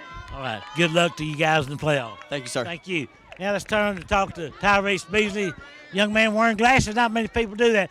Tyrese, let me tell you, we don't do linemen very often. Last week we did Wendell Scott. This week we're going to do you. How's that feel?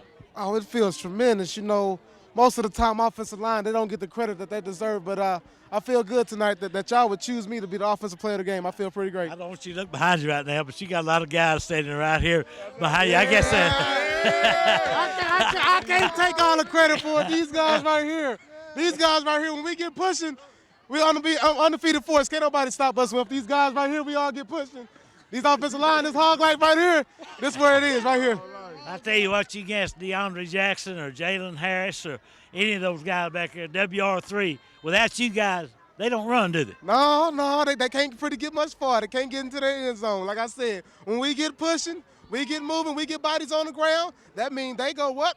Right across those little orange rectangles, that's touchdown. Was this game a little bit special for you because it was university? You probably know all those kids or a lot of them on the other team. Yeah, it was very personal coming into the game. We had to have an attitude of, not overlooking these opponents because any opponent is not to ever be overlooked. We stayed focused right on them, and we just got the victory for our team. All right, you guys, good luck in the playoffs. We wish you well. All right, thank you, sir. All right, thank you guys for stopping by, all right? Let's bring Marty. I didn't know we were going to have the whole offensive line, but I'm glad to see you. Marty, well, he got a win against your crosstown rivalry team, and now you're headed to playoffs. Got to win. Tough luck for University. I know those guys play really hard for Coach Willis, but we'll take 48-13 any day, especially since that win means we do get to play at home first round of the playoffs next week. We're pretty excited. And by the way, and I noticed with about 8 or 9 minutes of that football game, you got a lot of young men in the game that don't normally play. That's good for morale, isn't it? Well, when you clear the bench and everybody gets to play 2 weeks in a row especially, that makes coaches really happy. You hate that a kid practices all week and doesn't get any or many reps in a game. It sometimes doesn't seem fair, but that's just the way a team game goes sometimes. But we're glad we got them in the last 2 weeks. I don't know what the UIL record is for penalties in a game, but I think we came close to it tonight. Wow. Obviously we have something to work on, but proud that our guys hung in there for the most part, and we're ready to move on. What about the playoff scenario? What can you tell us?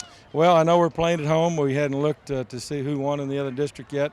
I got a feeling it's going to be A&M Consolidated, and they're a really good team. But you don't make it to the playoffs and expect to play anybody that's not any good. So that'll be the challenge for us. Get this film behind us tomorrow and get a fresh start on Monday and work for that first playoff victory. All right, good luck in the playoffs, Marty. Thank you. You better spring over Larkin. Wrap up with the wrap-up. Wrap up the wrap-up. I tell you what, Coach, from the first day we saw University this year to the last day, they did improve on their football field. They did improve, and I know it doesn't show up on the scoreboard or in the win column, but this is a lot better University team than it was 2 years ago, and I think with just 7 or 8 seniors on the roster, they could be pretty good next year. And Marty Harp's team with a chance to go in the playoffs, do you think they got a chance to go far? I do, just because of the fact of Jaylen Harris, Richards, and DeAndre Jackson. And that defense played lights out tonight. So if they keep playing defense like that, they got a chance. You saw those offensive linemen. They're fired up. They certainly are. Well, they're fired up for their win tonight and fired up for the upcoming playoffs. Final tonight, Waco High 46, University 13. For the coach and all of our crew here at Waco ISD Stadium, good night from Waco ISD TV.